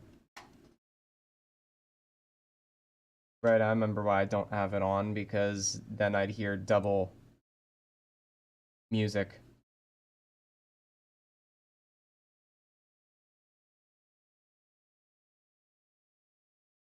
Since I'm up and walking about, I'm gonna go check on something.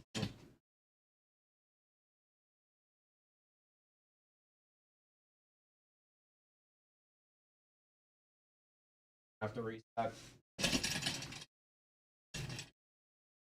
Oh, cool! My computer doesn't recognize that the Xbox controller is plugged in. Why? I mean, I don't need it right now, but why?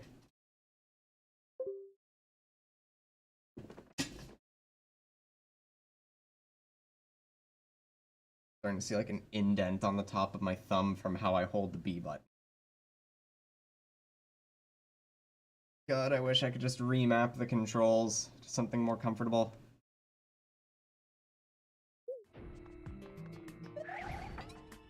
But Nintendo doesn't know what button remapping is. Sakurai knows. Nintendo doesn't. Where did I have my... I already forgot how long I've had my headset off.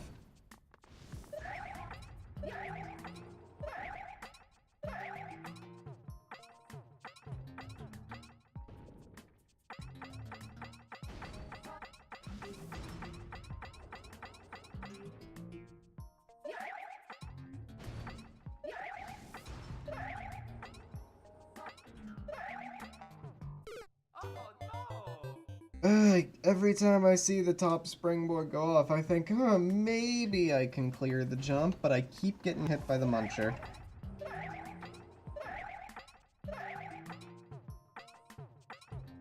And I have too much momentum on that jump.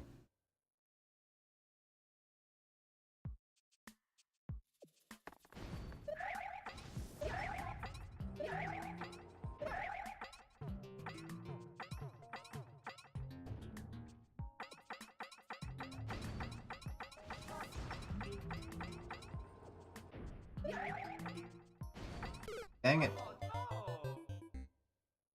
I've taken too long of a break and I've forgotten how to do everything.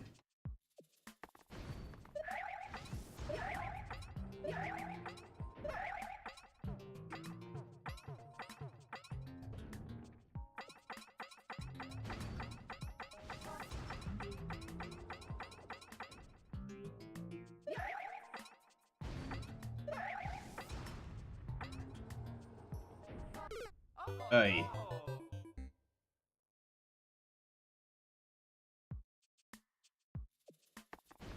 I find it funny how whenever I'm on my computer and I'm like going through File Explorer and I go to my desktop on it, I just have Sims 1, 2, 3, and 4 like right next to each other. But only in File Explorer. Not actually like that on my desktop. There's multiple things in between Sims 2, 3, and 4. In fact, my install order is 2, 4, and 3. Though I don't have The Sims 1.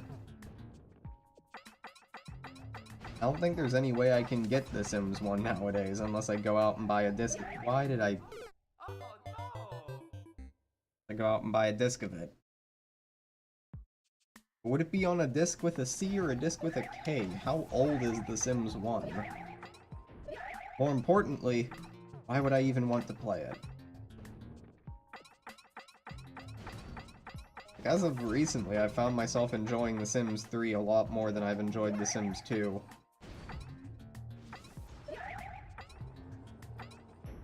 Problem is, the modding scene for The Sims 2 is obviously much bigger than that of 3 because it's been around longer. But EA is also making it really hard to play The Sims 2. I'd love to get back into streaming The Sims 2, possibly even The Sims 3. Problem is, my computer just can't handle having basically any other window open with OBS. I'm surprised my, like, live sprite that I did of Tangled Lemur went as well as it did. By all accounts, that should have not worked, considering my past experience.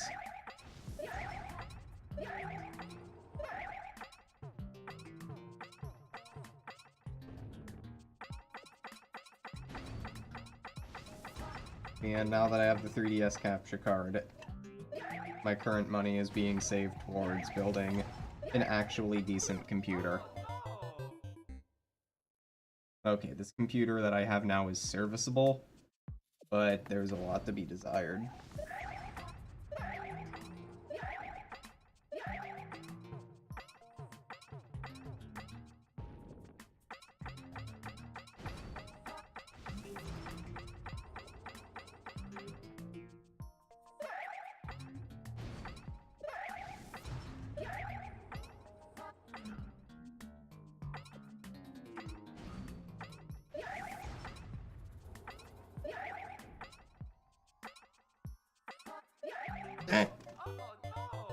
On.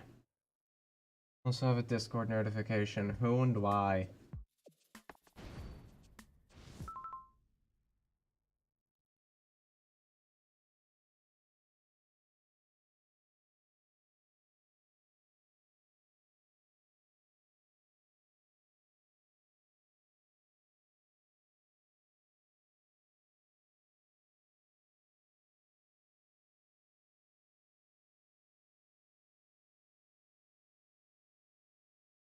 Yeah, a lot more of my friends are just talking about the Sonic movie.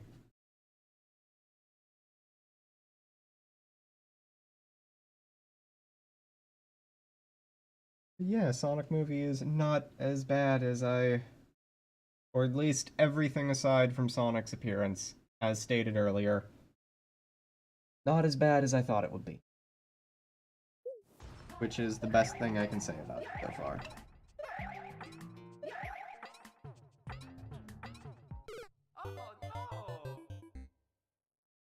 just really don't like unnecessary live action stuff. I get enough realism in live action in day-to-day life. Let me escape something that's not realistic.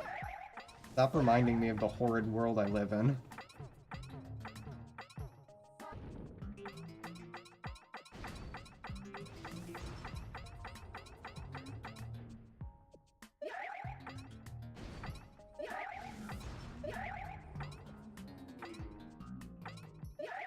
You know, as much as I might not like Illumination as a company, at least the Mario movie isn't going to be live action again. Nintendo has learned. Ah, no.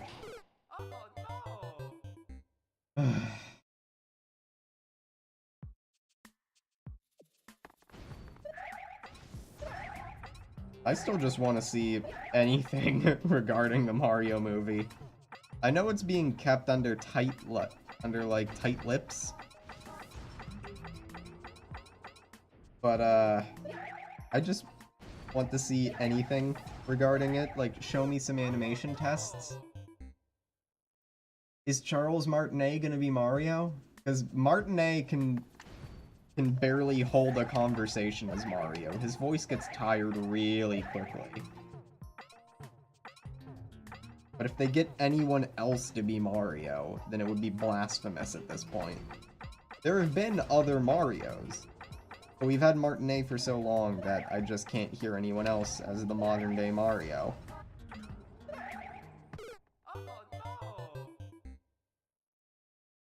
Or Luigi.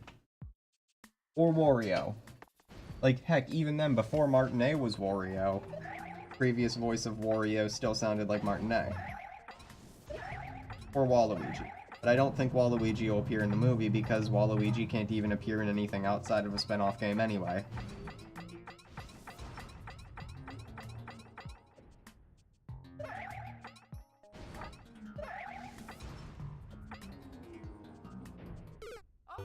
Rip my man Waluigi.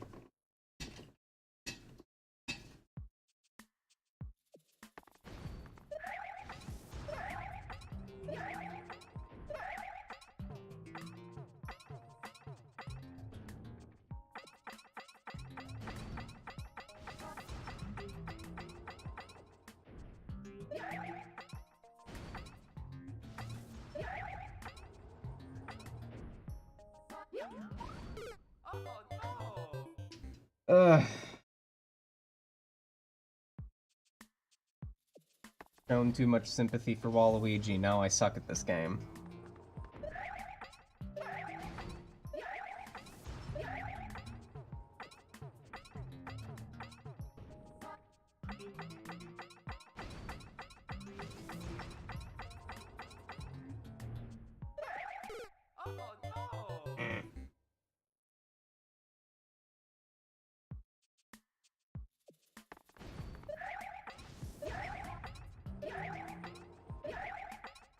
In terms of things I really want to see.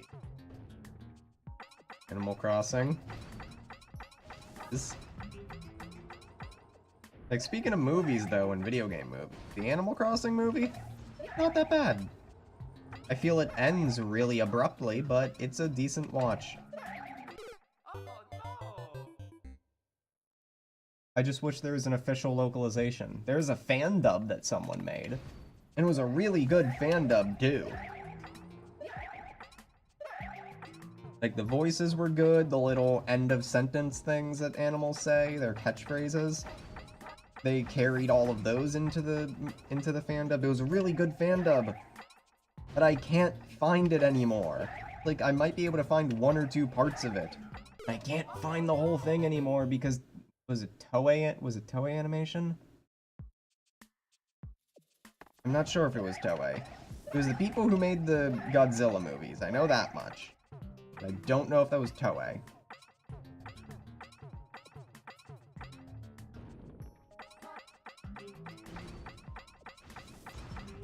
But, like, yeah, they obviously issued takedowns of the parts.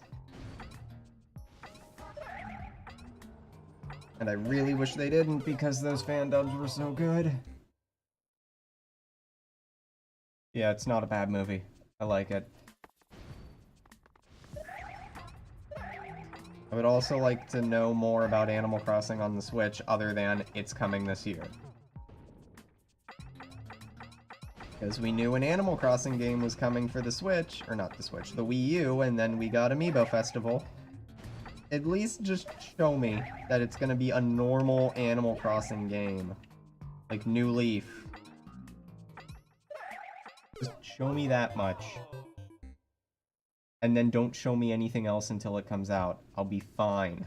Please.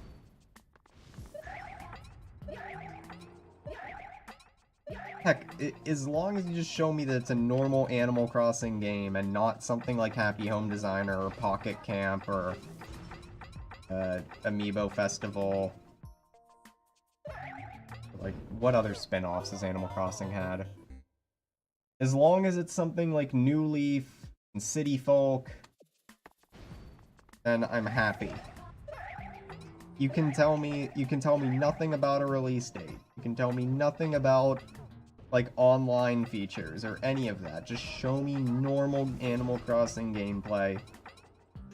And then I can make it the rest of the year with no other information. I'd even be fine if it ended up being like a December 31st release date. I think it'd be a terrible idea because of the event that occurred, because it has a New Year's event, and I'm not sure how the game, unless they want to re-implement how the game handles events and a player's first day, I don't think it'd be a good idea to release on December 31st. Maybe December 30th. But I also don't see it coming out that late in the year.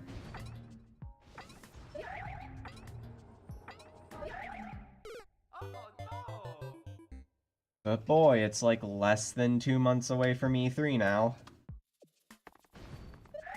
And every year I always would have to tell myself Animal Crossing isn't a big enough game for E3, but at this point, now it is.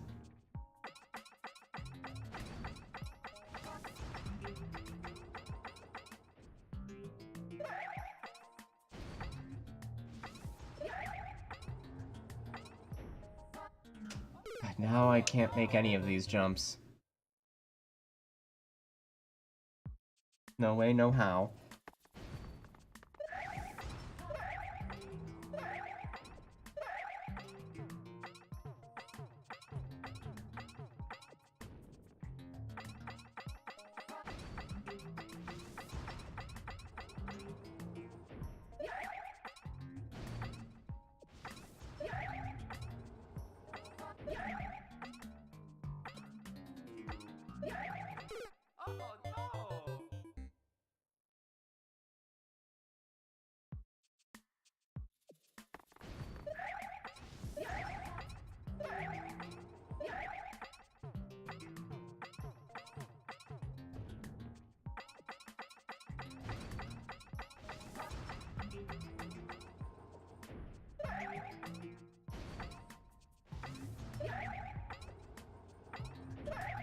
Dead.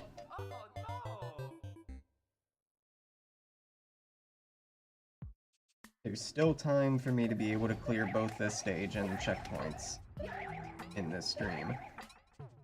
God, I would hate getting through this part and then not being able to clear the checkpoints before I have to end off. Because then that would require me to basically leave my Wii U on.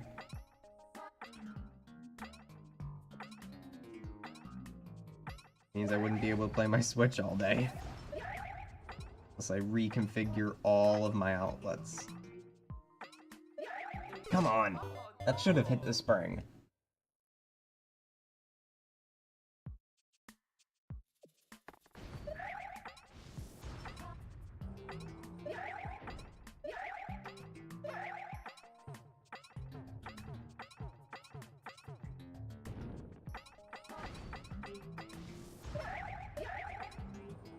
Dang it, I almost saved that.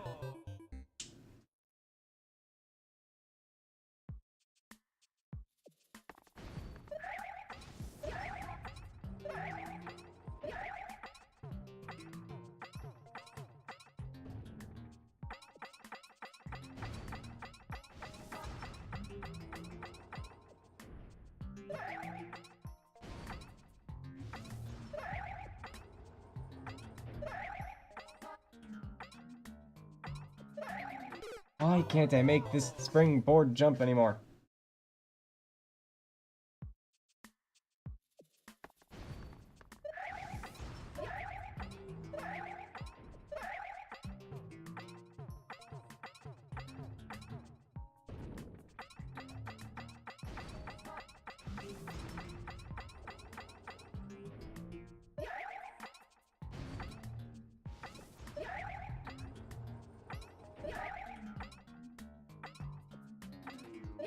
There we go. Watch me whiff this somewhere else. Watch me not even get into the tower.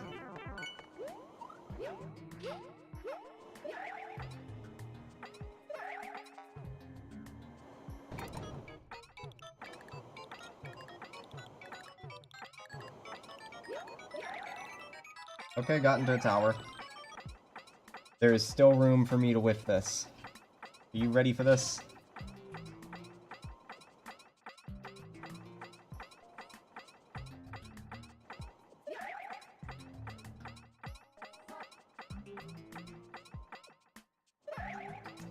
Okay, didn't completely whiff it yet.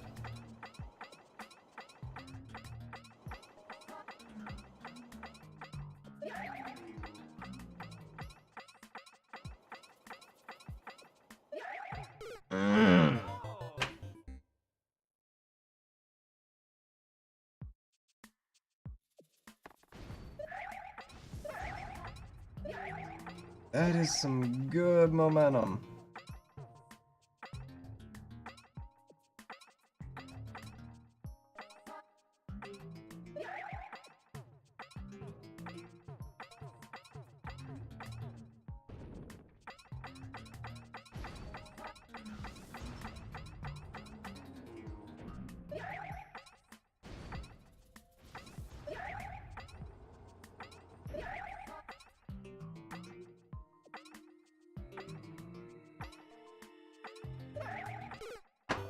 And now this BS again. That spring is back on its BS.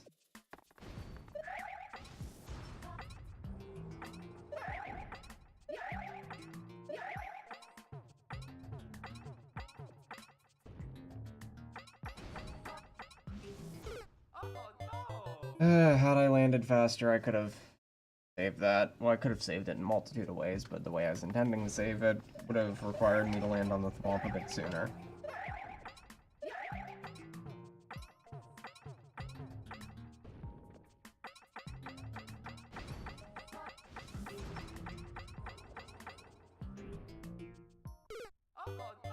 It's been a while since I've died like that. I think this is the first time this stream.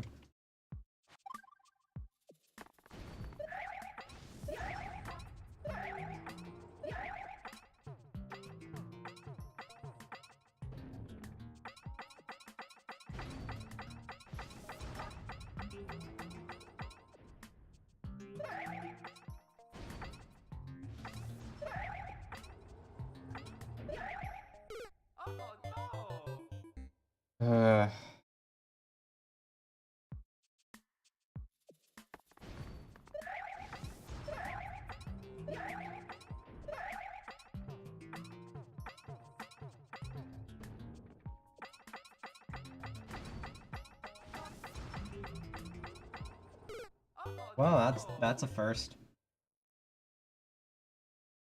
Like, just of all time.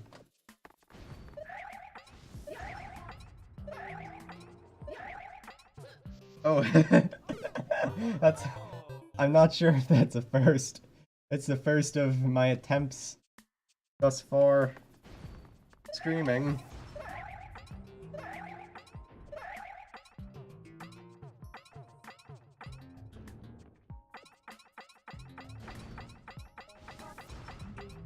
Yeah, that's kind of why I avoided putting vines at any other part of the stage that you can interact with, because there's technically vines behind these spike traps here. But I typically don't have vines in many other locations for that purpose of me grabbing them by accident. I may need to plug a phone into a charger here soon.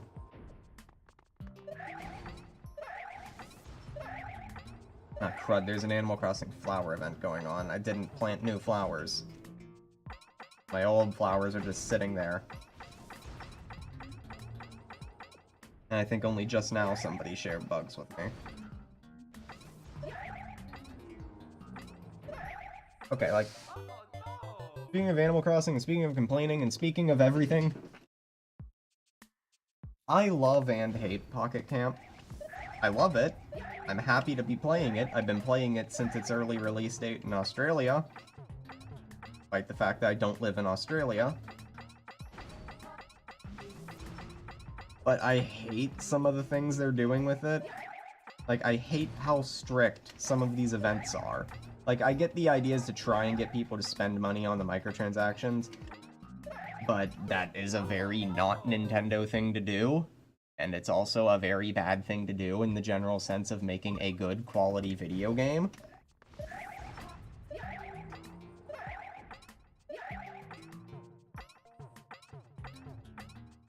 But I also hate, the biggest thing that I hate more than the microtransactions is how frequent the events are. Assuming you do good at the events, you may be lucky to get 1 or 2 days of break between events. There's always something going on. You can never take a break. I mean, sure, there are daily login bonus items anyway, so you probably want to boot the game up once a day anyway. How many times am I gonna say anyway?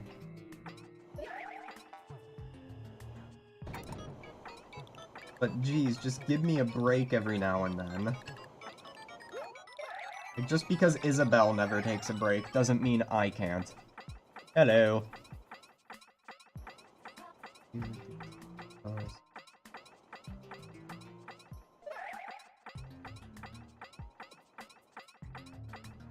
Dang it. Fell too low. Fell too low.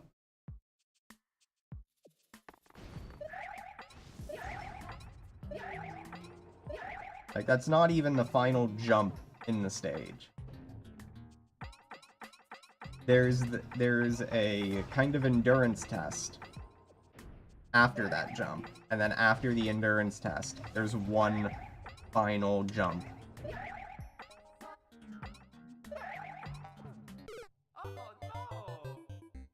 However, I've done that jump, like, once on stream to show it was there. I used the edit function to go that far.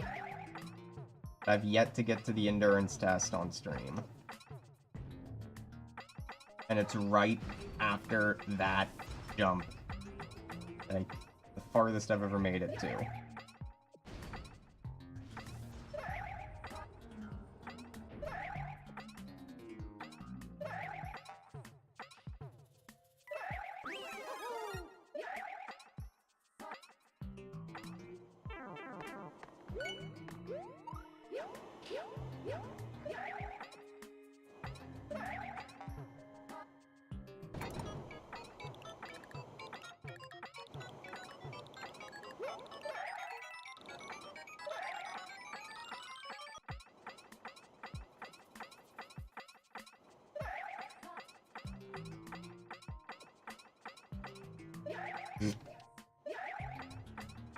Almost had that. Okay, I'm not dead. I can still do it.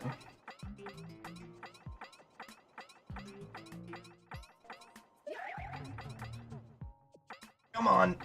Come on, I can make it. I can do it. Come on.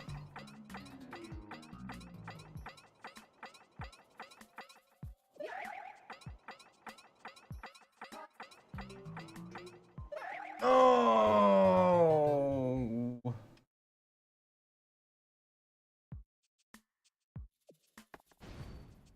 Dang it.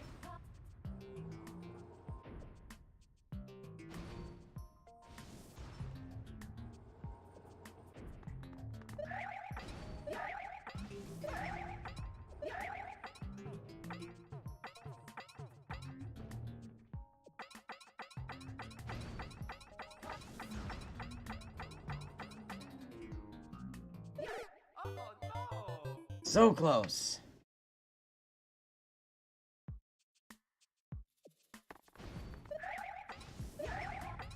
Yeah, basically, I just gotta land on that piranha plant, wall jump off of the wall behind it, and then fall into the little crevice on the other side.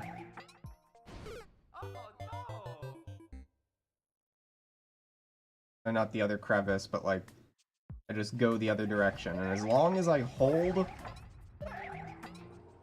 right whenever I come off the wall, I should be able to land. I don't think I have any piranha plants down there that I need to particularly land on. I think it's safe ground from that point on. But there is a locked door, which is why you need to get the key.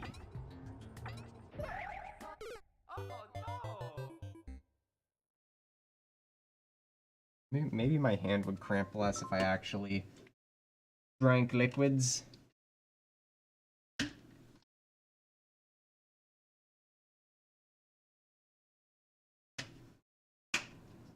There we go.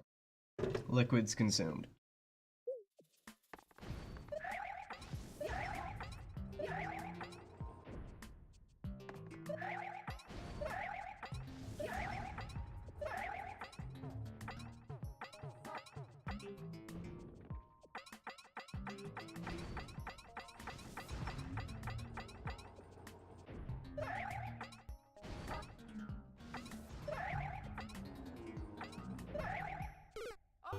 Now I'm holding brake too much on that jump.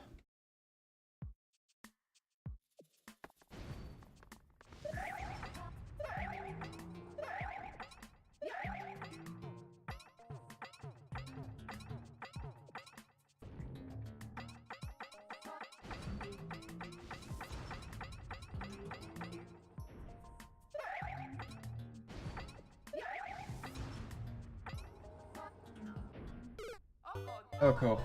Now my Wii U gamepad's dying, so I gotta dig up the charging end. There we go, now it's charging.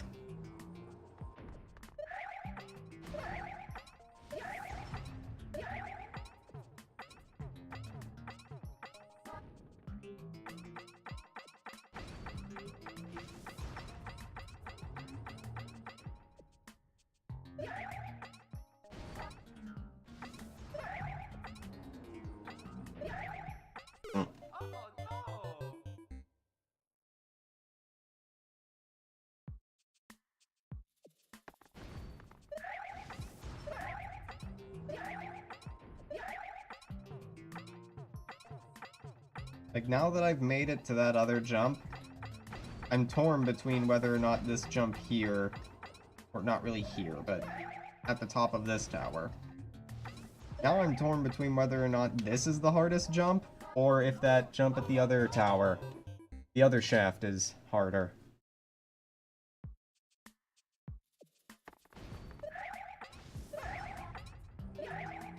I still don't think the final jump is the hardest jump. It's just more of a intense, like, kind of don't screw this up jump. Like, it's a simple jump. You'll feel stupid if you mess it up.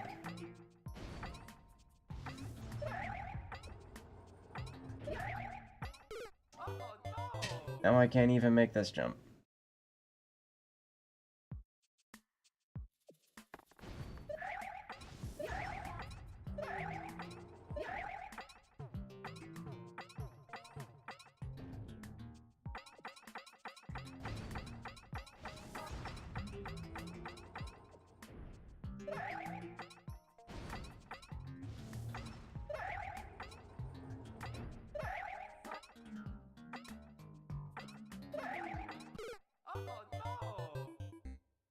Those springs.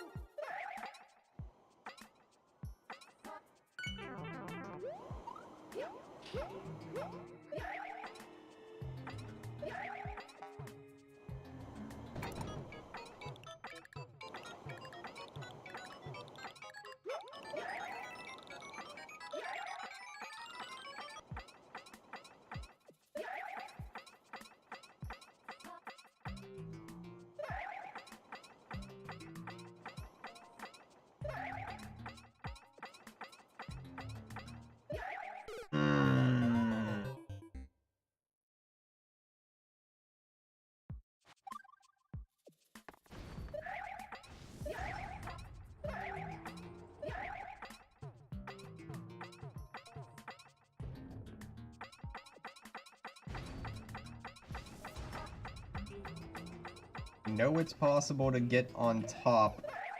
Dang it. I've made it to the top of that piranha plant, and I've made it into the right position.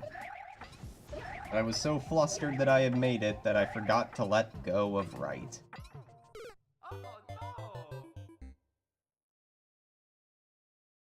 Who's messaging me now? Or Discord?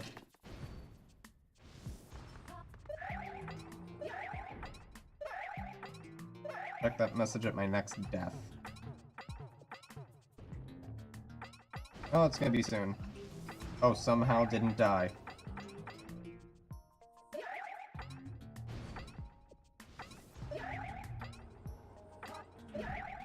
Oh, there's the death. Who's messaging?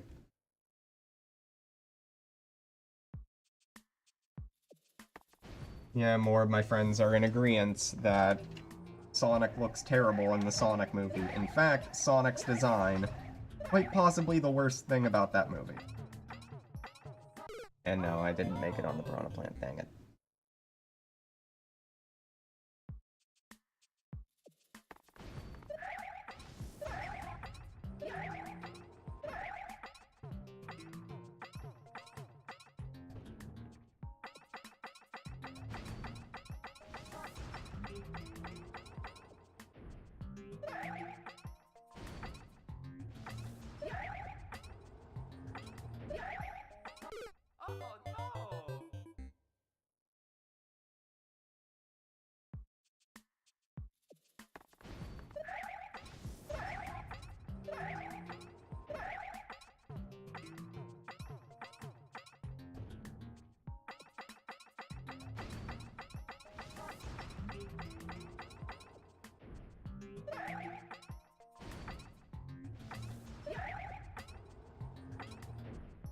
Cool.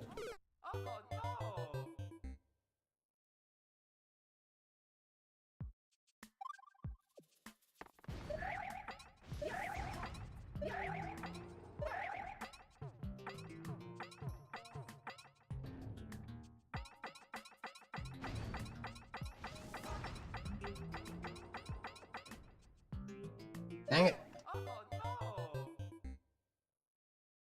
Powdered Gatorade.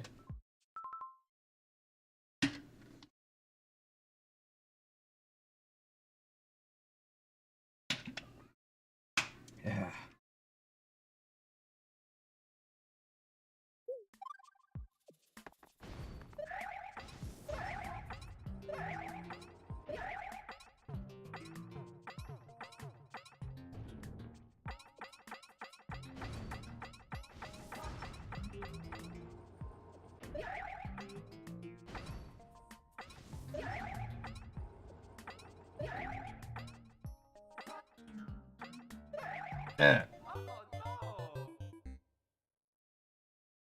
Those hitboxes, man.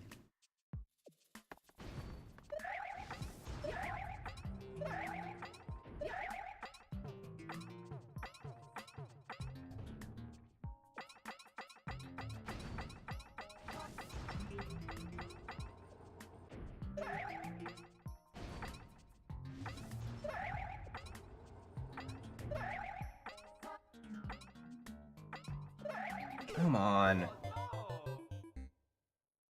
Like, this is always the first hurdle. Just about every time I can hit the bottom spring, I make it all the way to the tower. Except for, like, the one time I didn't.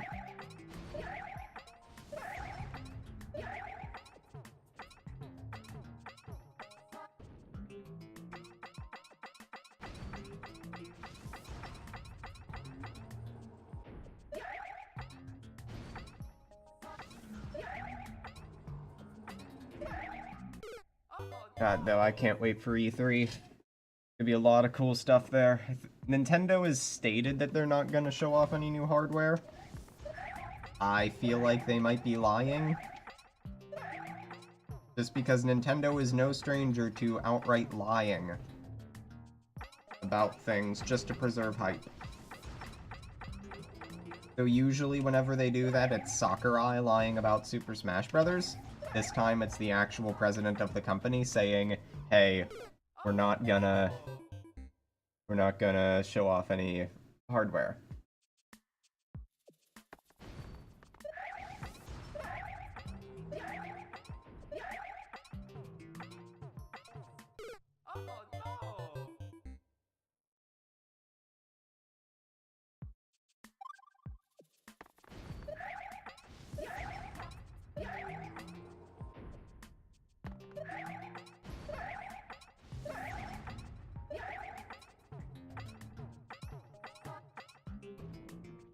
God, I lost my entire train of thought there.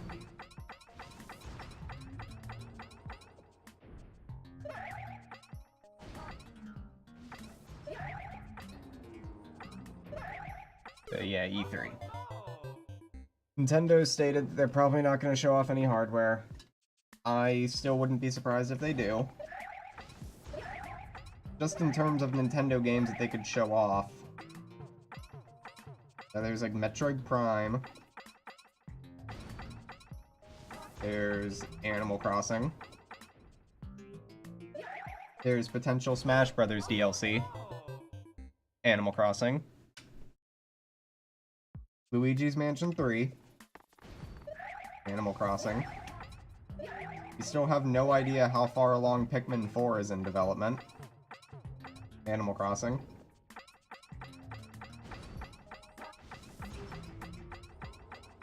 We could probably see some new stuff about Mario Maker 2, because it's supposed to come out after E. Animal Crossing. And did I say Animal Crossing yet? I think it's pretty clear which I'm most excited to hear about.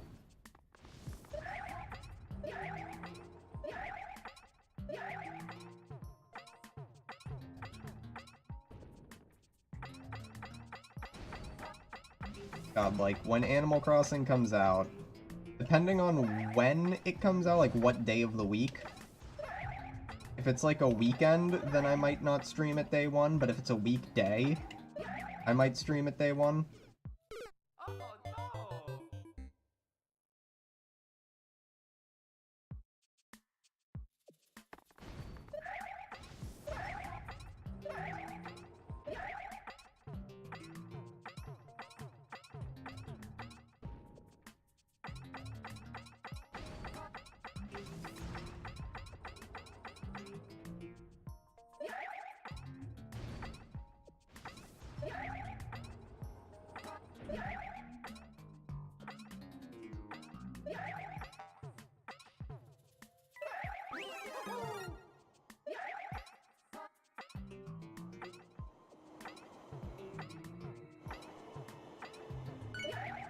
Oh, almost made that without getting hit.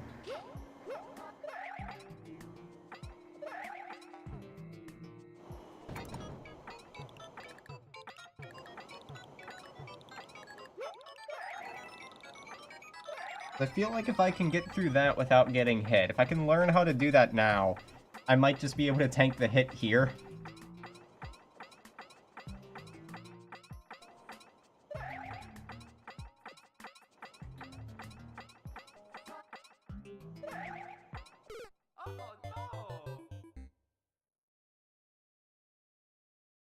Thought of an idea, but I'd need to get back to that point in order to test the idea.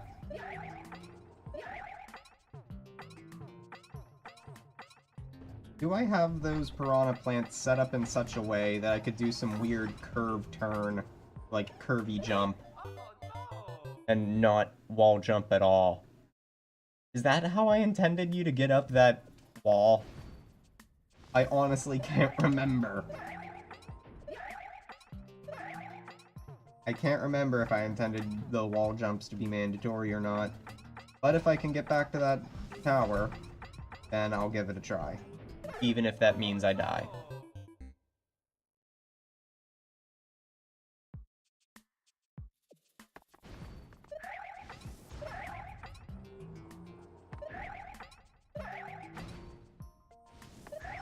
Okay, come on now, let's make that jump.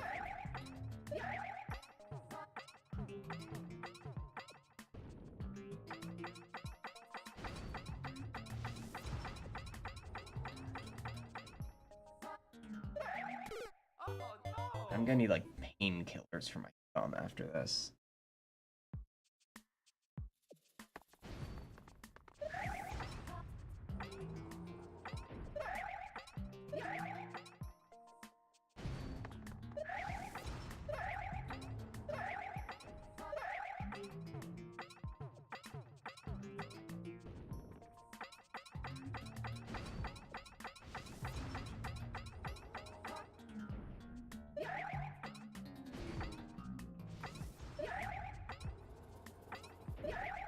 Eh.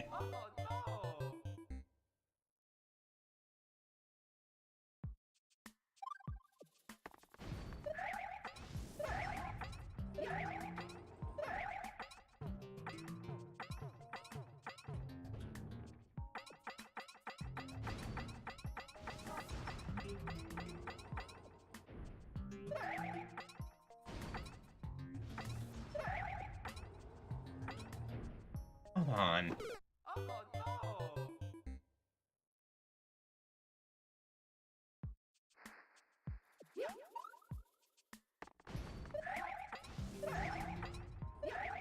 Speaking of other Mario-related shenanigans, I have yet to try out the VR stages in Mario Maker. Or not Mario Maker, Mario Odyssey. Mostly because I don't have a good enough VR setup for my Switch.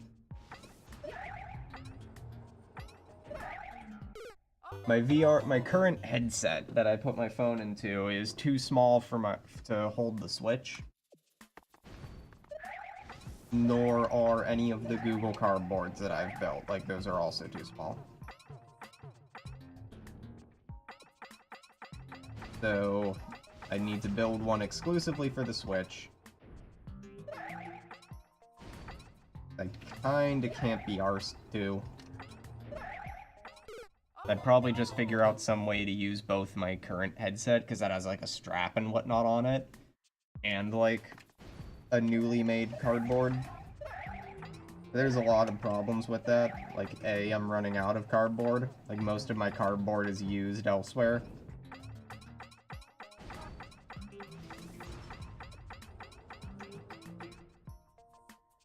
Dang it. So I'd need to start, like, grabbing hold of our cardboard before we throw it out, so I can build stupid not Labo. I would love to play more Breath of the Wild in VR, or Mario Odyssey. The only problem is with Breath of the Wild, you cannot do screen recordings. Like, the capture button doesn't do the videos, which I think really sucks. Because that means if I want to play Breath of the Wild in VR, I can't get any Koroks.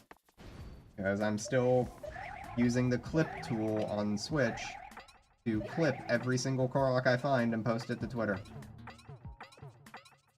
About 450 out of 900 done. Maybe a little bit over 450.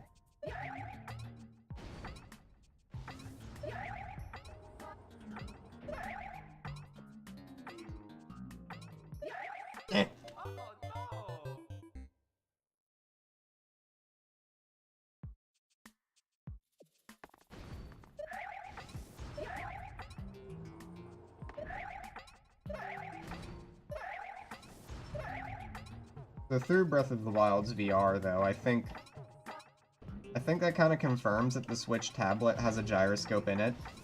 I couldn't remember if it did or not. But I think it has to in order for the head tracking thing to work. Like, I'd play Breath of the Wild with, like, absolutely no gyro controls whatsoever until the points where you're required to use them in the optional shrines.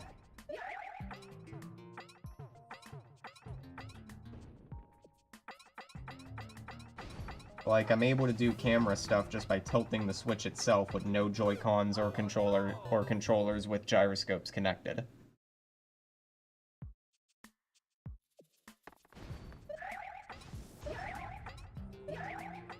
Now I wonder, does the Switch's internal gyroscope turn off when it's docked?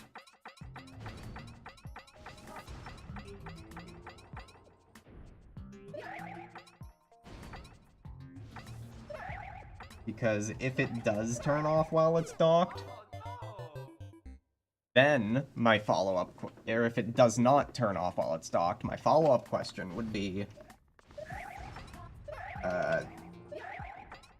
does the VR video output look better in docked mode? Because in docked mode, you can have the Switch go up to 1080p, but in handheld mode, it only goes up to 720p.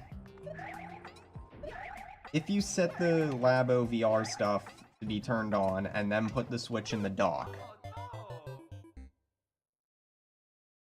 will it actually make the VR stuff look better?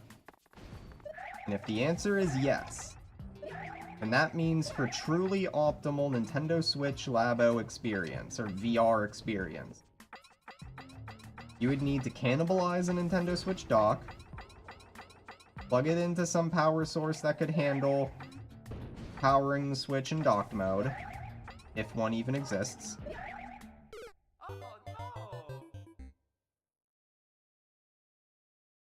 get a small to decently sized LCD screen, or some kind of screen, to hook the dock up into, and basically just make a VR headset out of a Switch dock.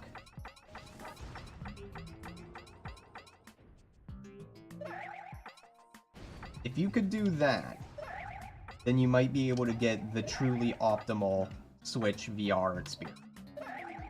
But again, this is all dependent as to whether or not the Switch's internal gyroscope activates or deactivates, depending on whether or not it's in the dock. I have not gotten around to testing this myself.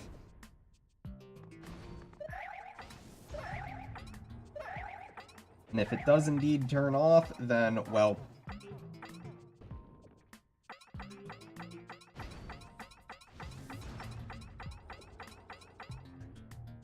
I imagine one of the things they'll change,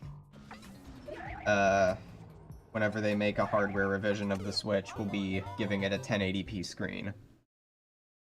I don't see them going to 1440. I think that might actually melt the Switch. But I can see them going 1080.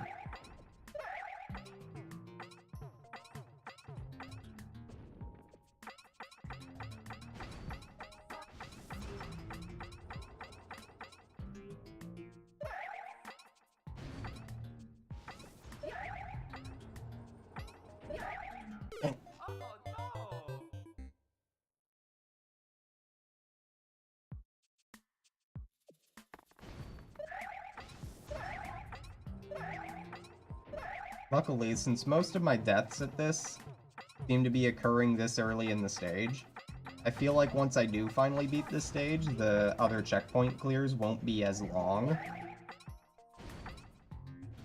The longest part will probably just be me trying to remember how to get through that one part without taking a hit. That was a weird voice crack.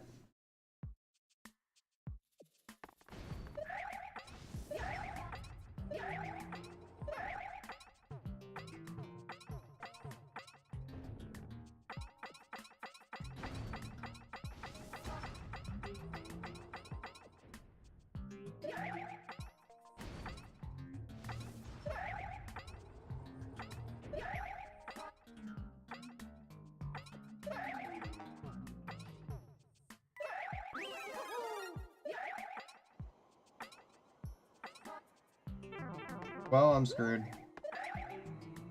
I've never made it through this part without taking a hit before, and I went too far. First time for everything.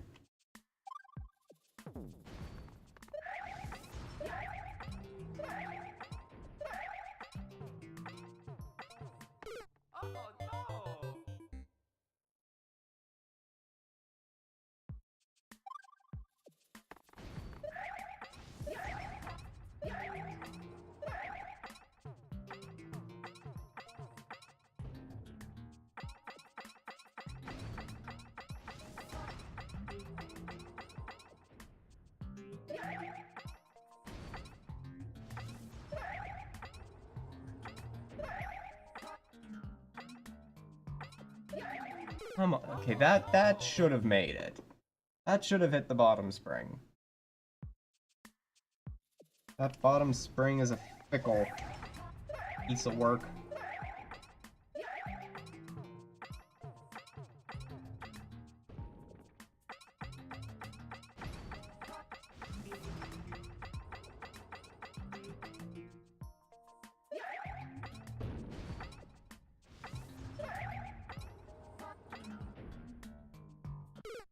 And then that wall jump has just been failing me a lot recently.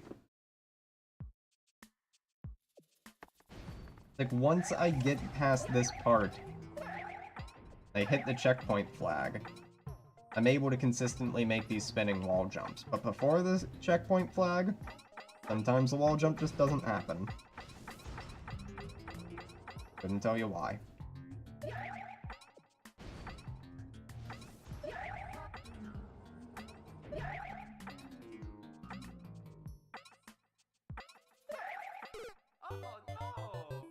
Oy.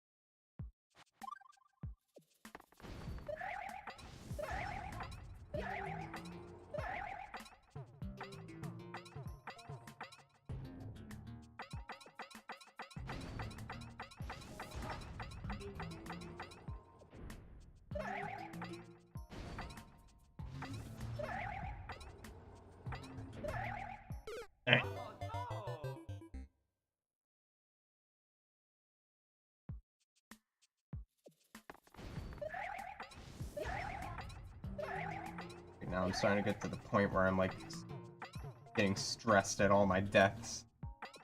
I'm gonna, like, pick my facial hair.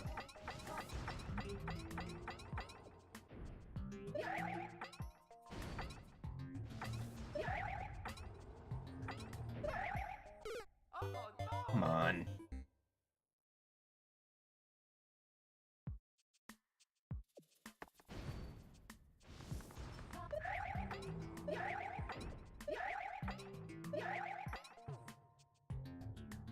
My phone. Why? Yeah, I really do. My phone's about to die, like, now.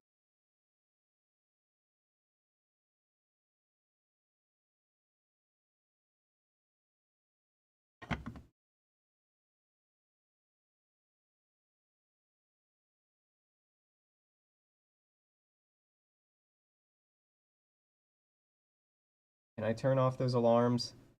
Or, like, they annoy me? No, my phone's not giving me the option to do that yet. Nice. Ugh. Yeah, my Mii on my Wii U is a little outdated.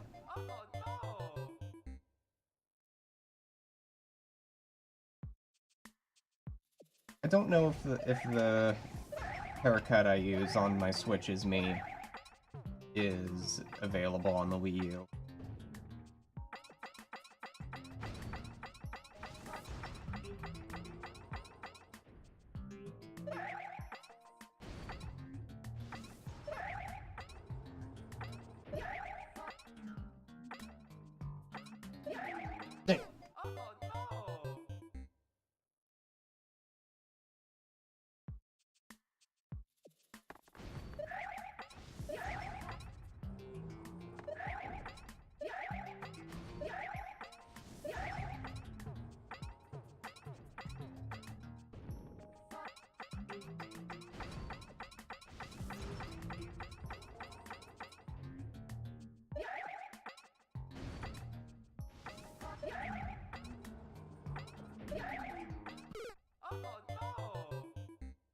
Oy.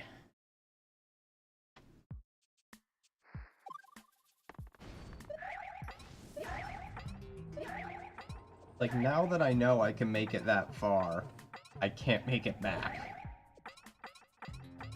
That's now we're a part over.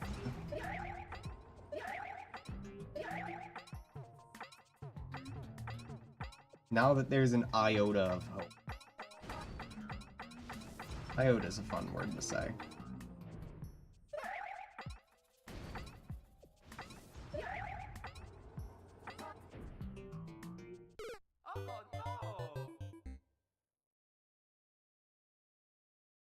Yeah, it doesn't surprise me. I mean, they already killed off my boy Spider-Man. So I really don't care. I mean, real talk, last Marvel movie I've ever seen was Spider-Man 3. I haven't watched anything since. Don't really care to.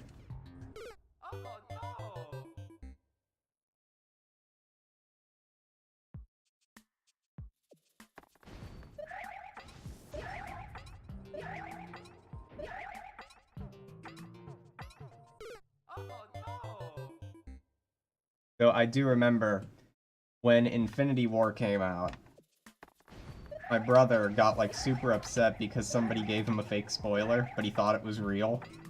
And I knew it was fake the minute he told me. Because he's just like, man, Sonny, I'm upset. One of my friends spoiled Infinity War. And I'm like, okay, what'd they say?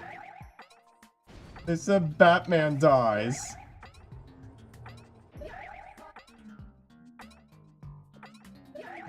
I've never been more disappointed in him at that point. Probably the most disappointed I've ever been in him. I'm just like, Ivan, they're lying to you.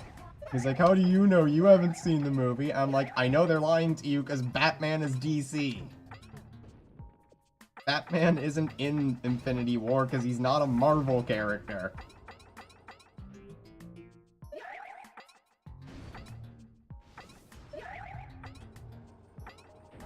I will never let him live that down.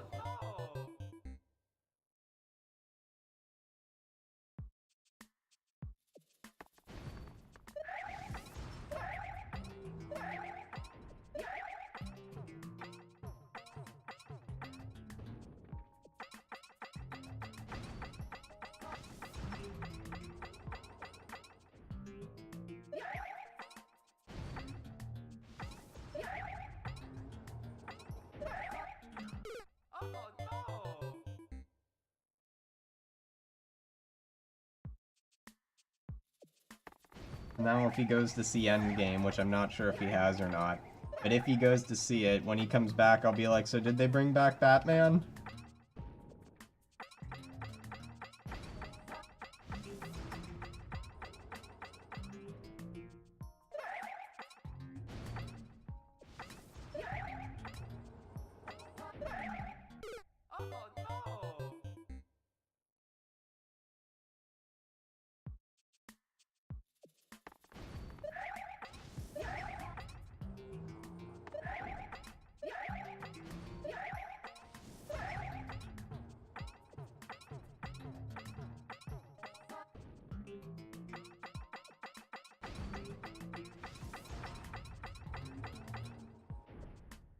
Come on.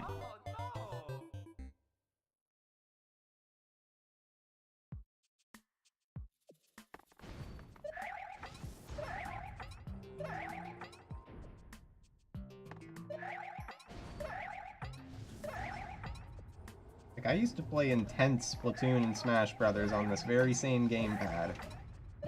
Now all of a sudden playing Mario Maker is what's giving me the hand cramps.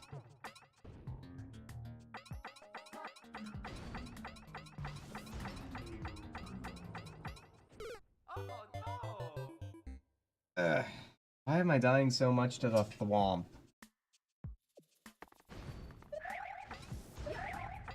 I also like how I said, okay, I have an idea for that shaft that I can't get past, but I need to get back to the shaft in order to test it, and I haven't been able to get back to it since.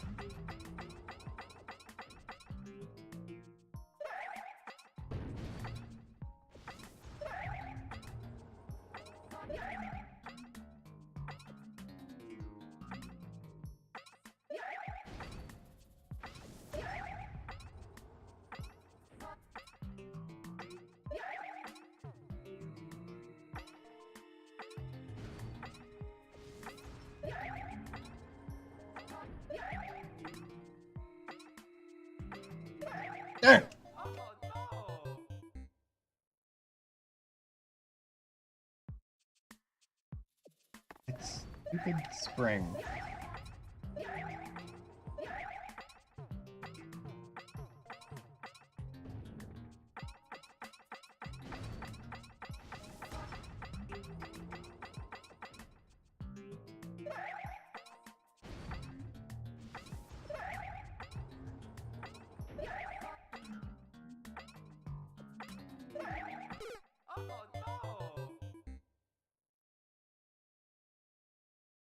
Yeah, Toad's one of the best characters to play as in just about any game he's in. Usually has the best running speed, albeit the worst jump.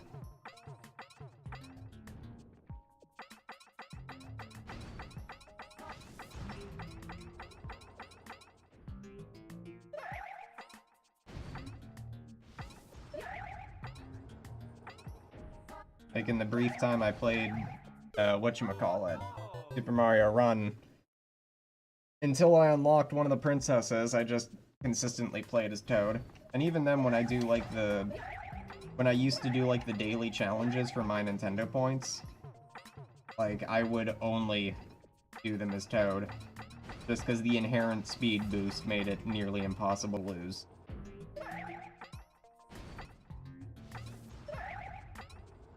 The only times I'd really lose is if I was going up against another Toad.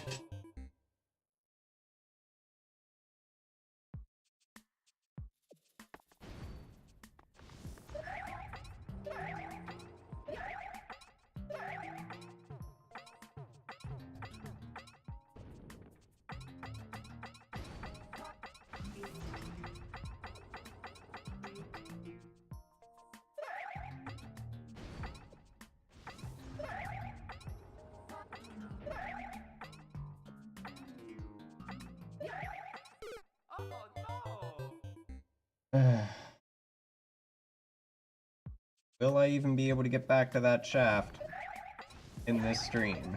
At this rate, it's not looking likely.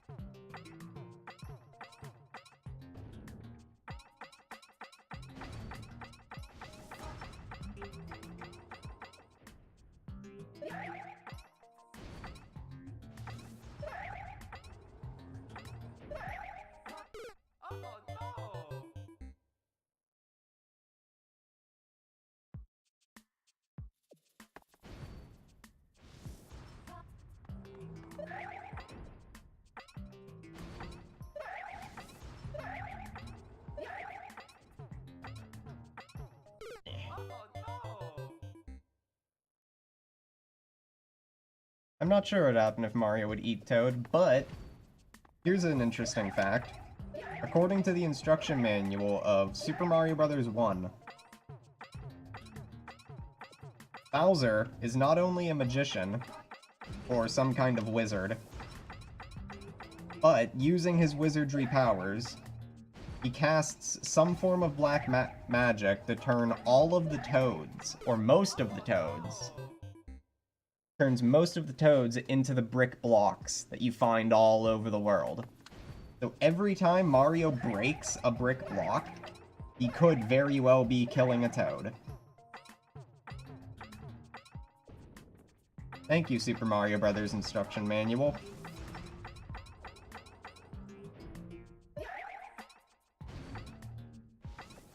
So I'm not sure what would happen if Mario ate a Toad. Yeah. Dang it.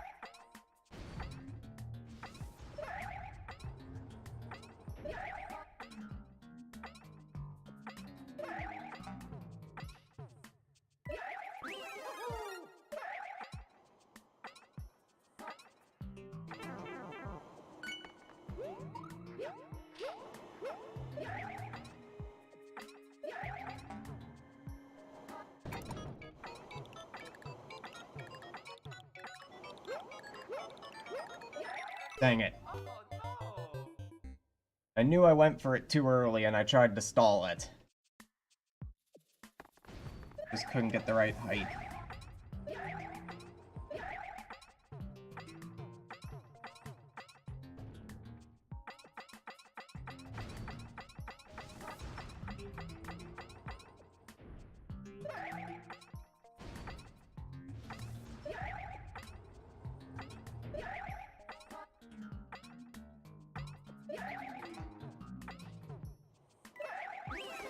Oh, cool. I got the weird dove Easter egg.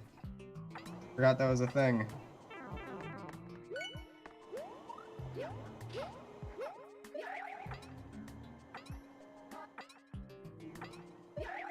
Oh!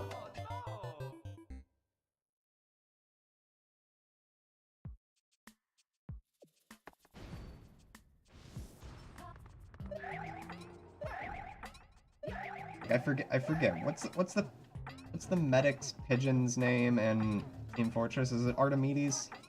Oh, I'm dead. Somehow not dead. I think it's Archimedes. That's just like all I can think about now that I got like that Easter egg. Also, gonna take a quick break.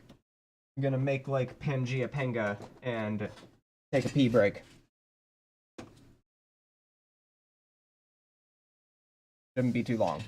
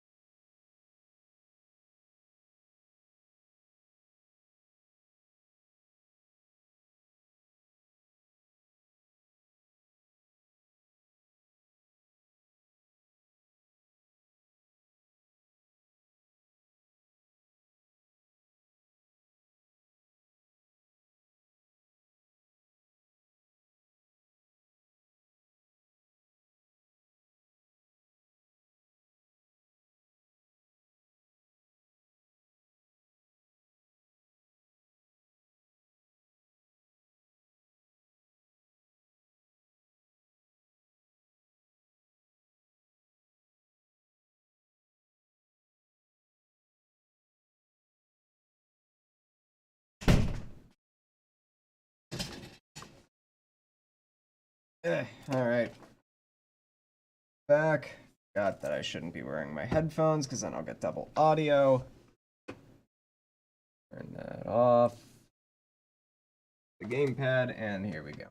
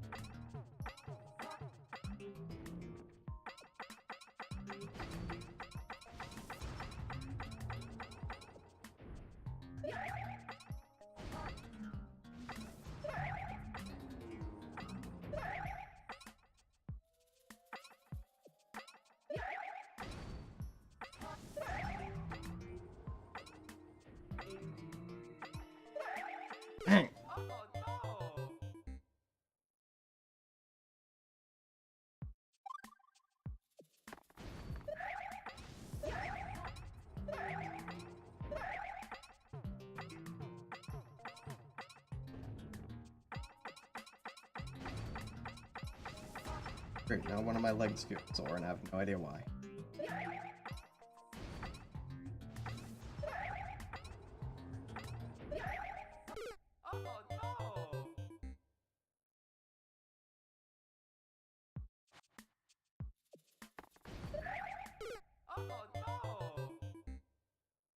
That's the first time that's happened today.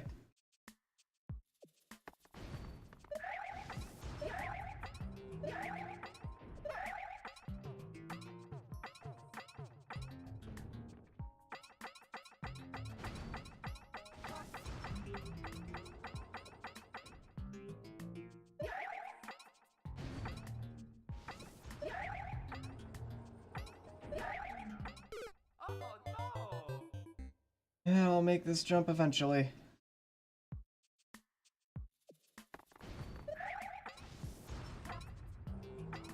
I'll keep hitting my head against this wall until either me or it breaks.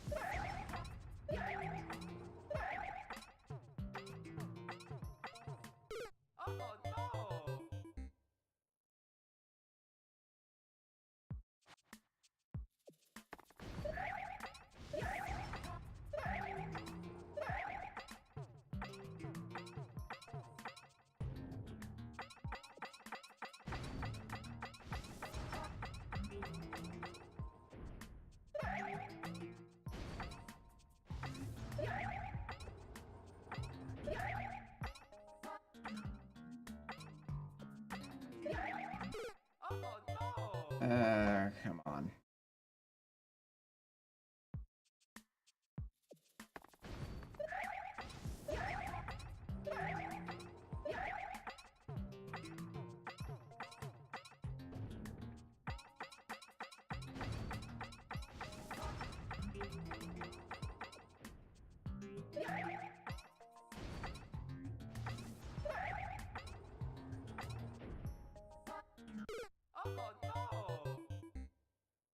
Alright, see you later.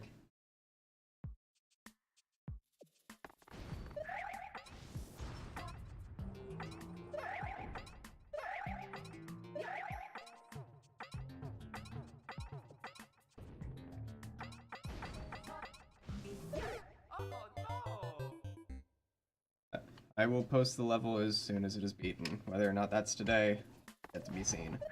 At this rate, I doubt it. Because I still gotta clear from both checkpoints.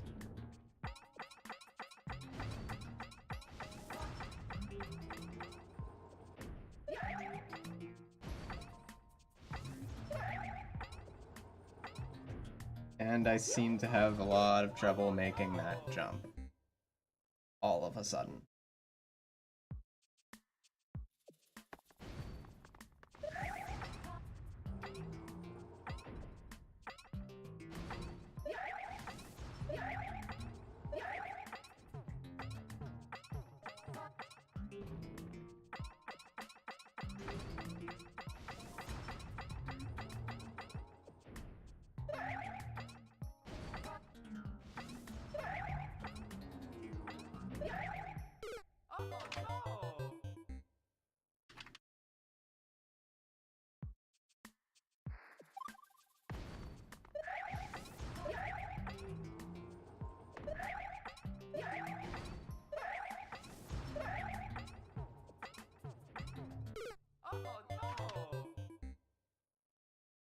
Oy.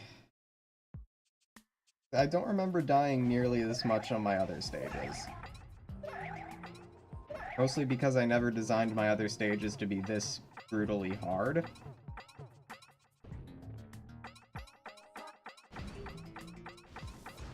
I still think this is my most well-designed stage.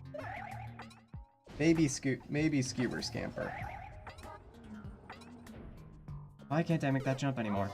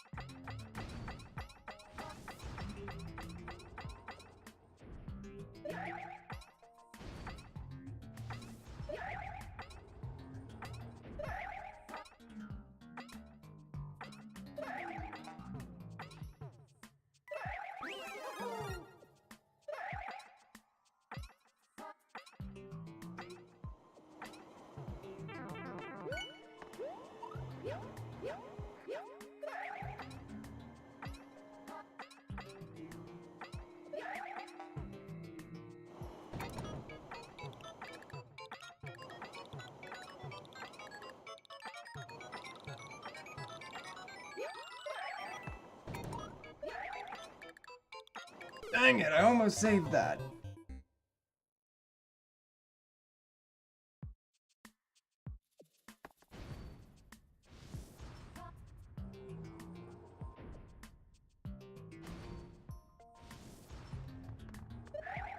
And then that happens again.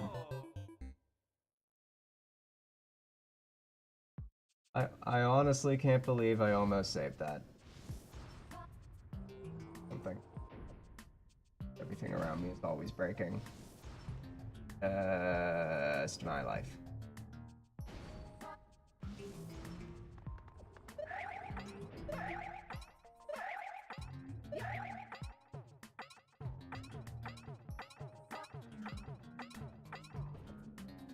Oh great, I'm dead.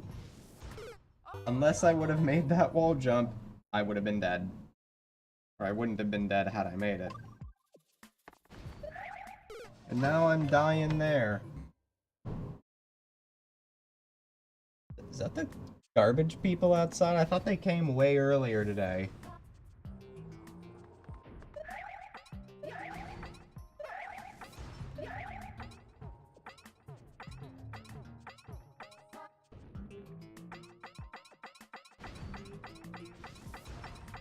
I wonder if my mic can pick up the garbage truck. Doubt it. I wouldn't be surprised if it could.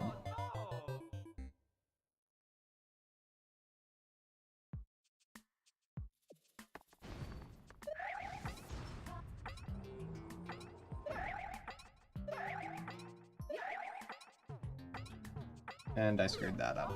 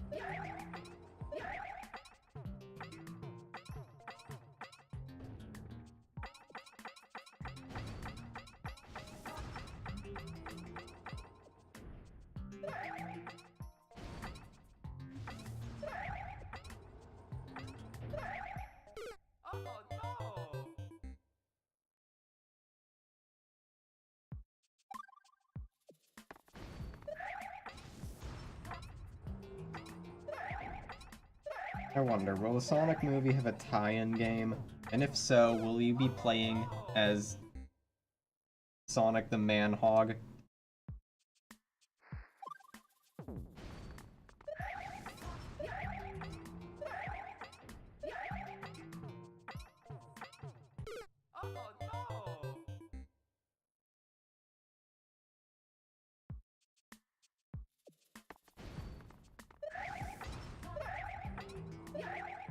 Oh, cool. Cool message. Who there?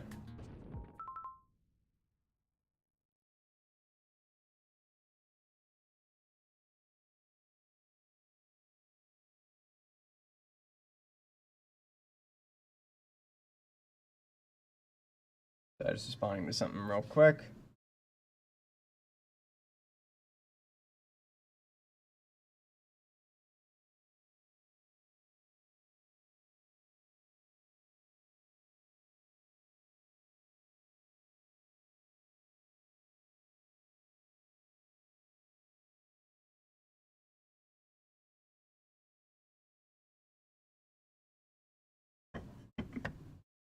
There we are.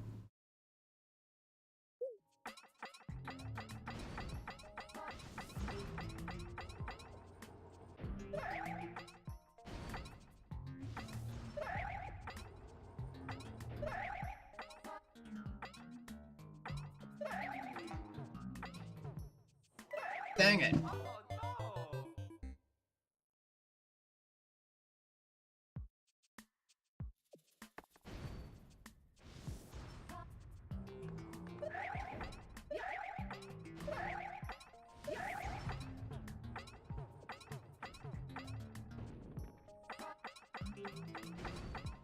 All my Discord messages have been today so far are, why does Sonic look like ass?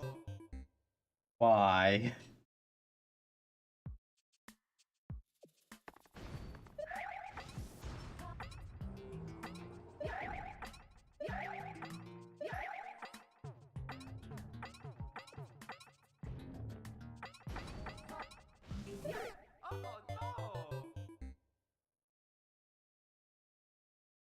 Like, seriously, there is nothing good about Sonic's design. It is bad from head to toe. And apparently Sega was hesitant on using the design. You really should have went with that gut instinct, Sega.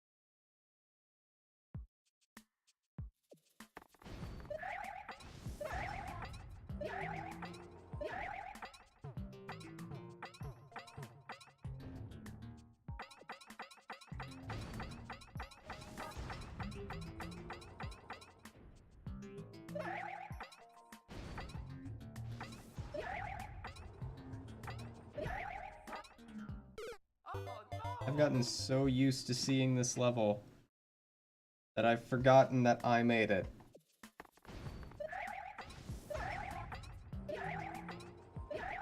I, like, legitimately convinced myself I was playing some, like, Champions Road-like stage for New Super Mario Bros. U.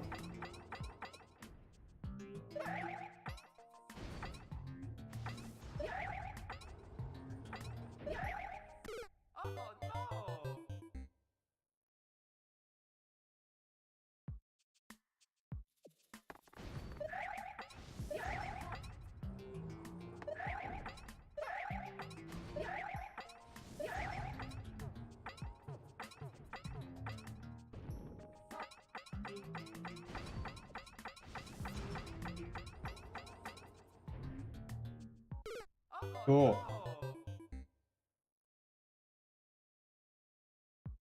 I'm getting bruised.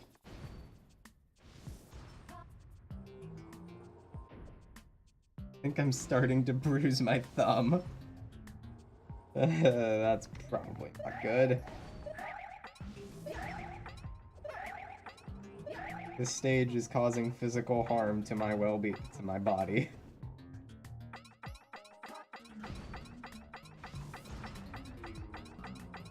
Still has yet to cause me more pain than Wii Fit. But that's a good kind of pain from Wii Fit. No pain, no gain. I very much enjoy the Wii Fit. And I wish they would make another one on Switch.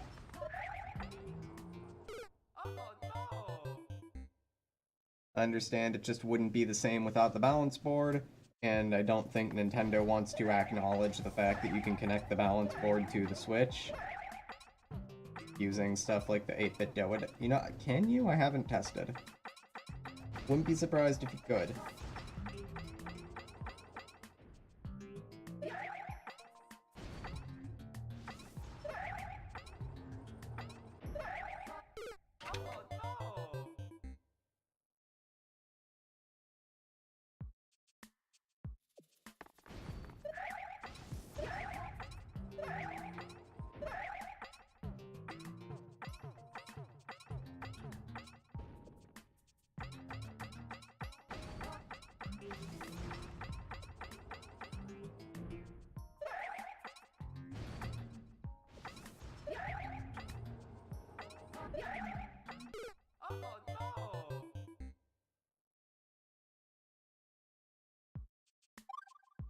At this rate, I'm not even sure if I'll make it back to the shaft in this stream.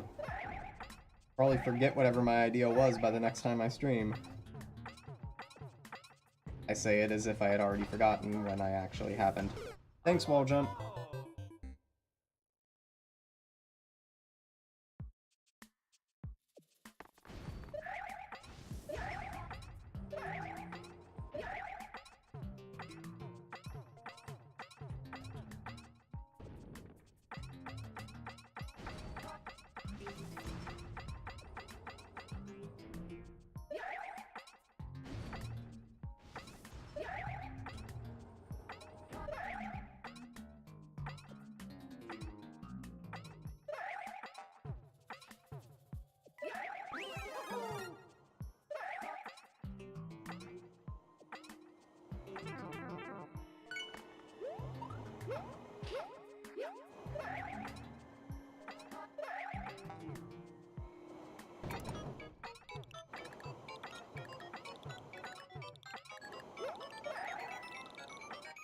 Okay.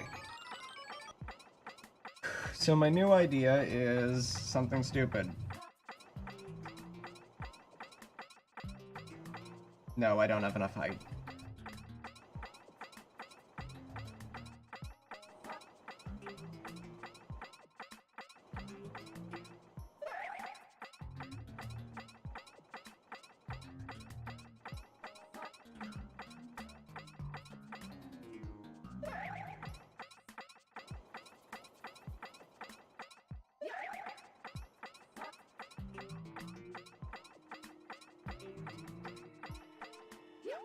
Dang it!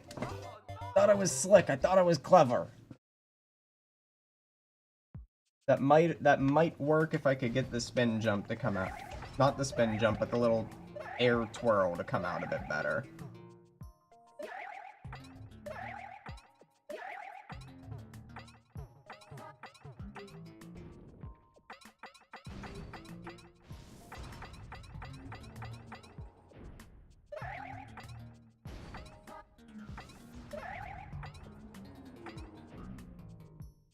Now back to this BS.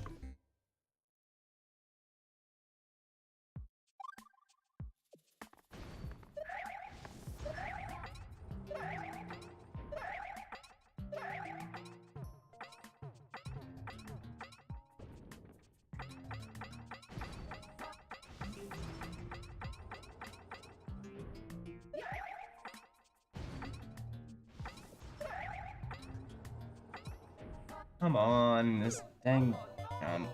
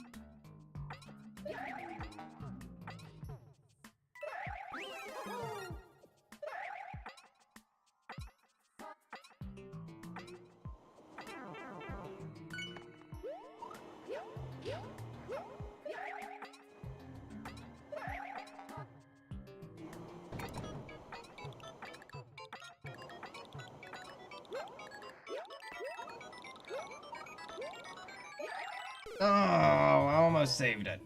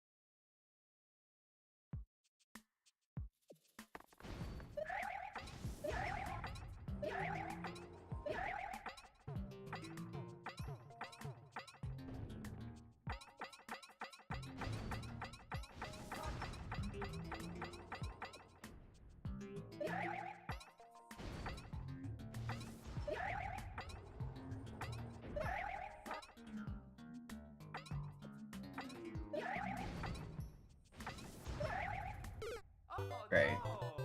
Fantastic. Muy bien. Forget what that means in Spanish.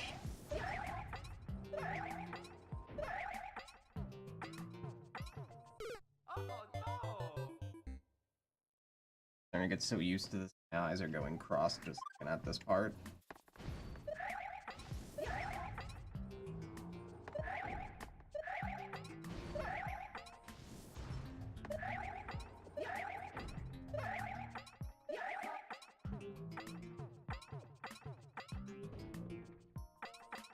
I just realized another problem with trying to do this with a Wii Remote, and why I'm not going to. How does a Wii Remote differentiate between a long press jump and a not long press jump? Hello.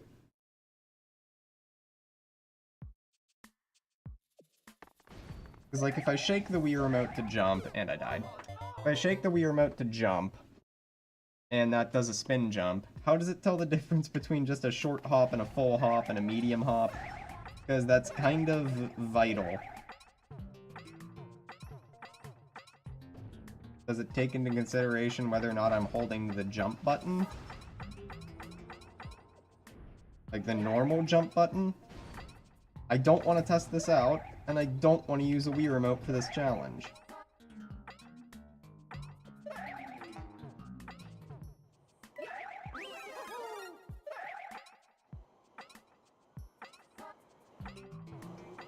Dang it.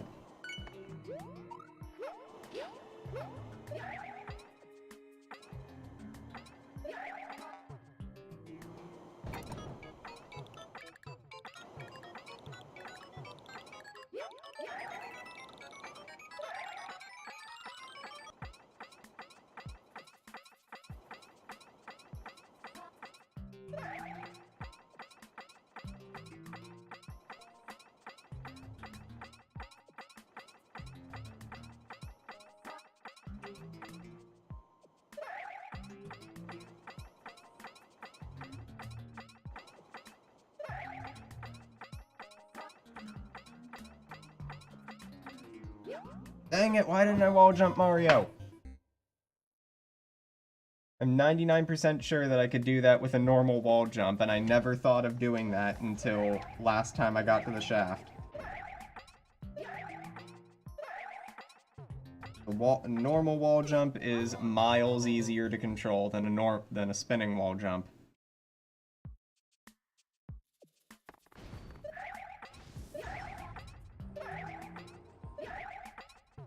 I know that part's doable with normal spin wall jumps.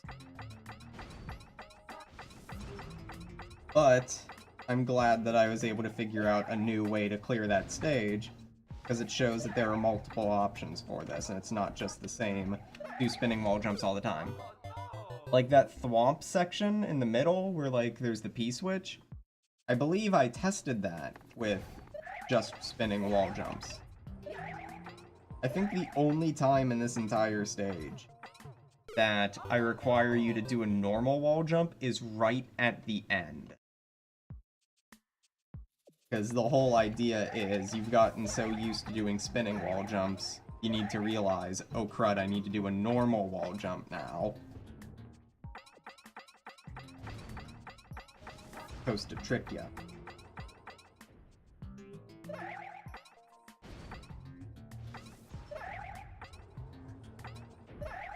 But as I've found out myself, and shown off subsequently, there are multiple instances in this stage where you can get away with using normal wall jumps.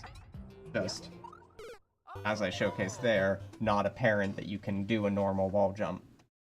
I love this mechanic.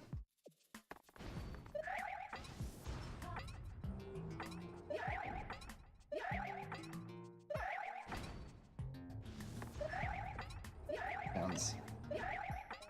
Or not even my hands, just my hand.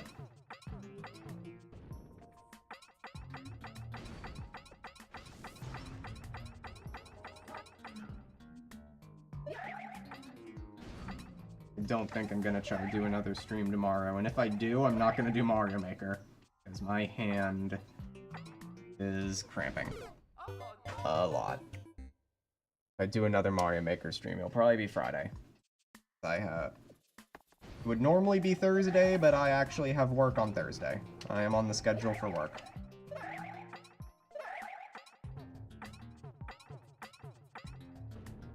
Oh god, I'm dead.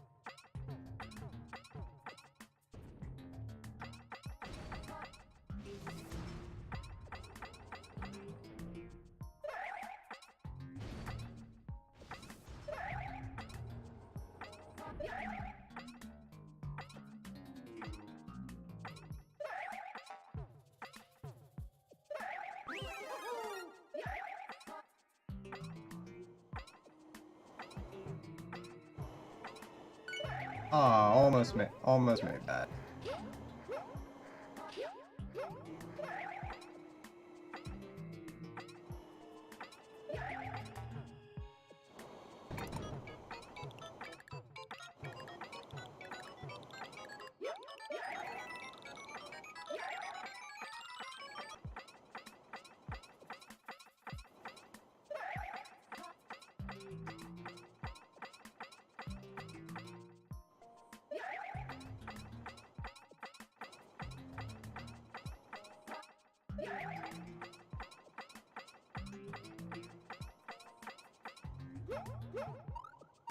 Yes!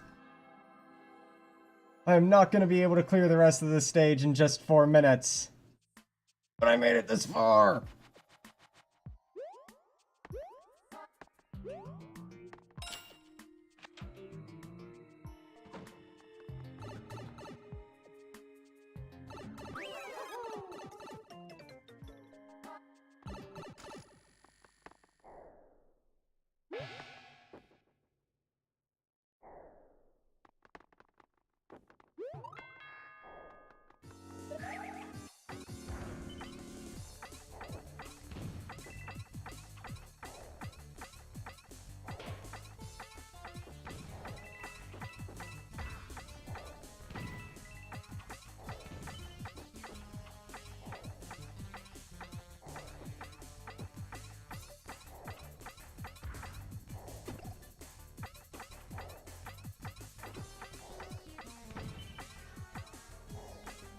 Am I really? Oh god. Are you for real?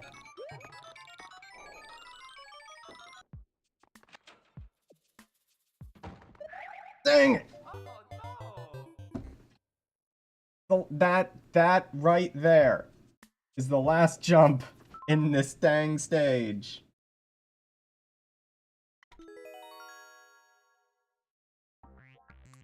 Just to show. Prove him no liar.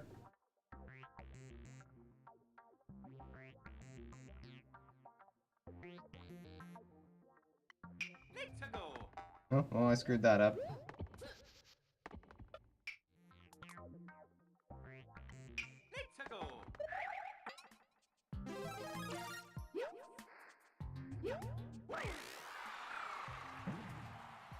That would have been it.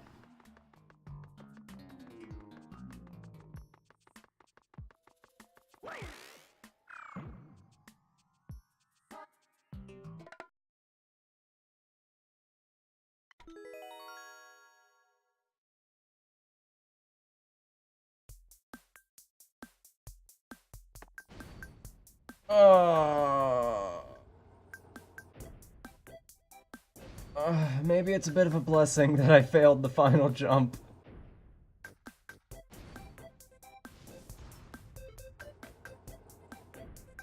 Because I would have needed to clear from the middle checkpoint, which I still have yet to do without taking a hit.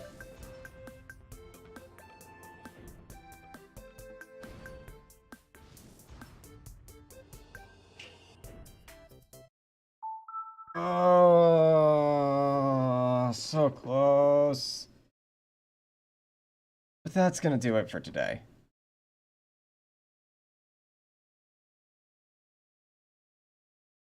Or is it? Ivan normally gets back in about a minute or so. But whether or not he actually comes into the garage and plays Xbox as soon as he comes home, that's a bit different.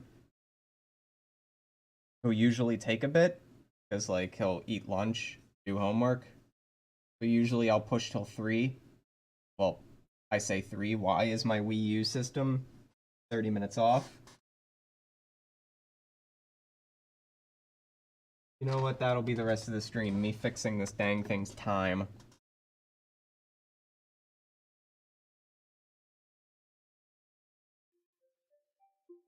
Assuming I can do that without accidentally showing information I might not be want to.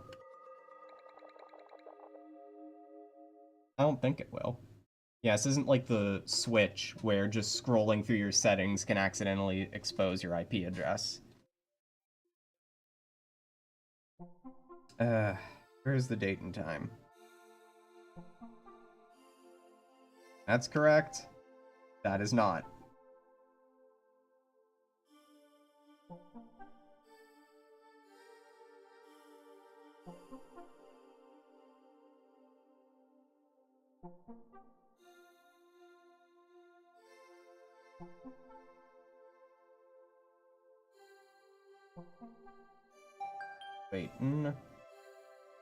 Waiting for my actual clock to update, because this is how I set every single clock that I have ever owned ever.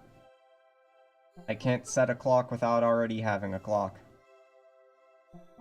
Then again, isn't that how all clocks are set? They're always compared to... There's one clock that just about every clock is compared to. And if that clock is ever off, or is ever turned off for a certain amount of time, it's gonna take like the collective minds of hundreds to determine exactly how long it's been off so they can correct it.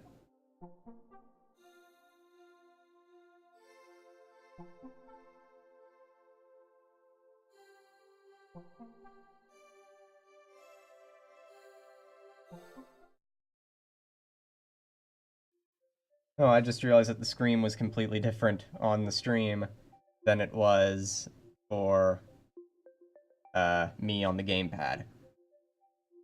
I know that there's homebrew methods to allow me to stream the gamepad. since the people who made the hardware modification went out of business.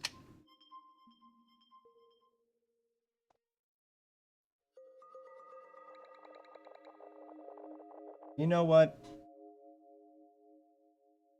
To end off the stream, I'll play at least 2 of my old stages. I'll probably play them again if I clear the hard stage ahead of schedule.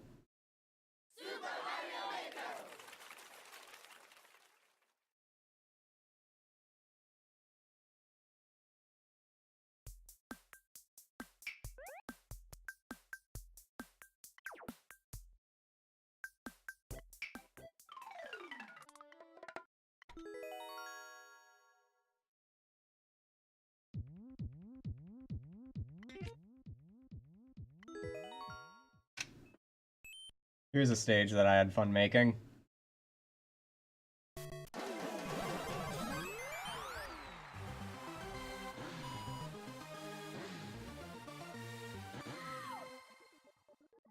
I failed the last jump. That's what happened.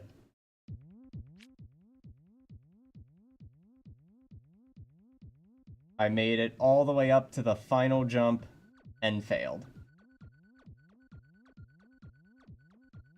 And well, the VOD will be up, and I'll be able to and I'm gonna export the VOD to YouTube. But about 5 or so minutes ago, I made it all the way to the final jump and messed up the final jump. So, out of salt, I am playing a few of my older stages. I'm gonna play this one again, just because I really like this stage. I'm gonna try to not... It is impossible to lose this stage.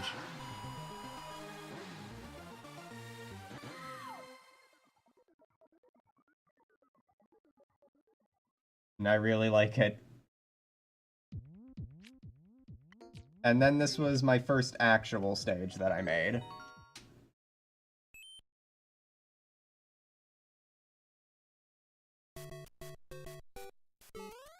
Now, I had a Miiverse comment to let you know that you need this, because many people wouldn't find that that's there.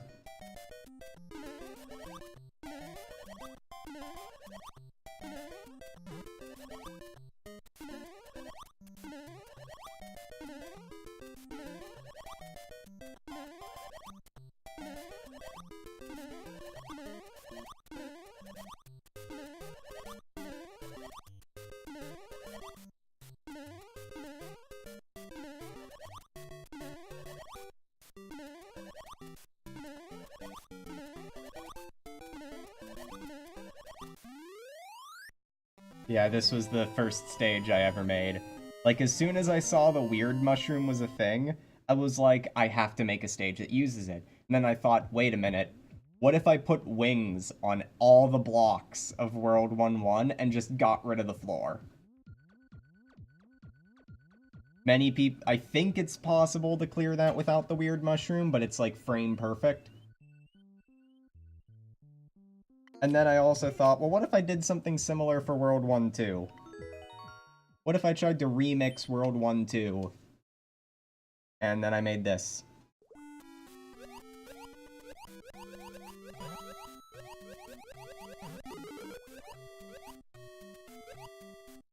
What happens if you take Super Mario Bros. World 1-2, flip it upside down, and put it underwater? Oh, and also give most of the enemies wings. Tell you what happens, a lot of rude shenanigans. For example, in Super Mario Bros., there's a star here. You can't get it when it's upside down.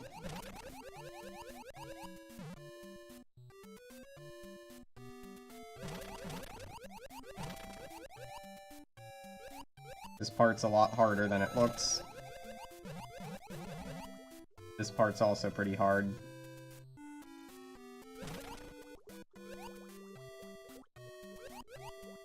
Plus you can just sneak the Goombas around down here so you can just get them to go right into your feet. Then there's another surprise coming up. I made these guys much bigger.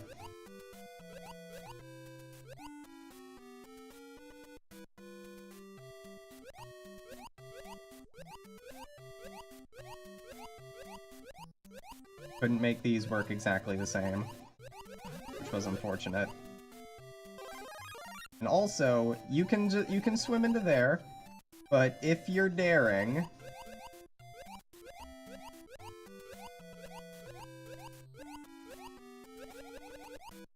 all 3 of these pipes go to the same place. In fact, all 4 of the pipes go into here. If you try to break any of those blocks, then you will get a large squid chasing you. This was another stage that I made that's really fun. Those ones are uploaded. Those 2 you can go online and play. I think if I connect to Course World real quick, I can pull up their codes.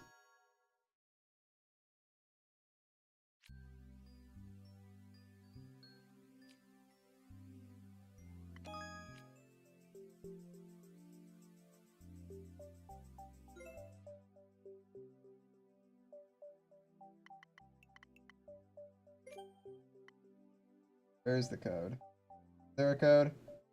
How do I show the code?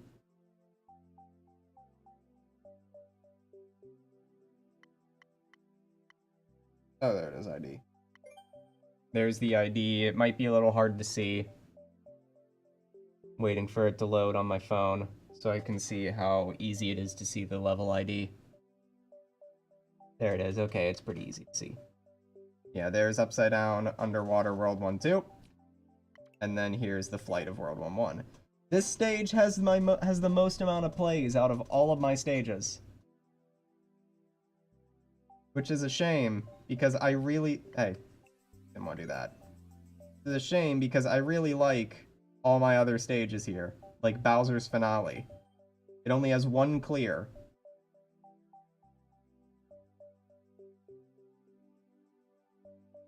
This is the one that I put the most love and care into. And dang it, I don't want to close that menu. And then there's also Bowser's Batty Blitz Endurance, which I also put a lot of love into.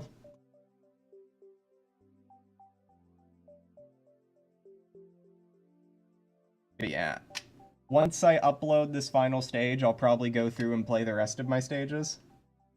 And then I might do viewer stages, might not, depends on how many streams it takes me to upload this stage. That's going to be it for today. So again, not going to stream on Thursday because I have work, but I will attempt to stream probably on Friday. See you guys then.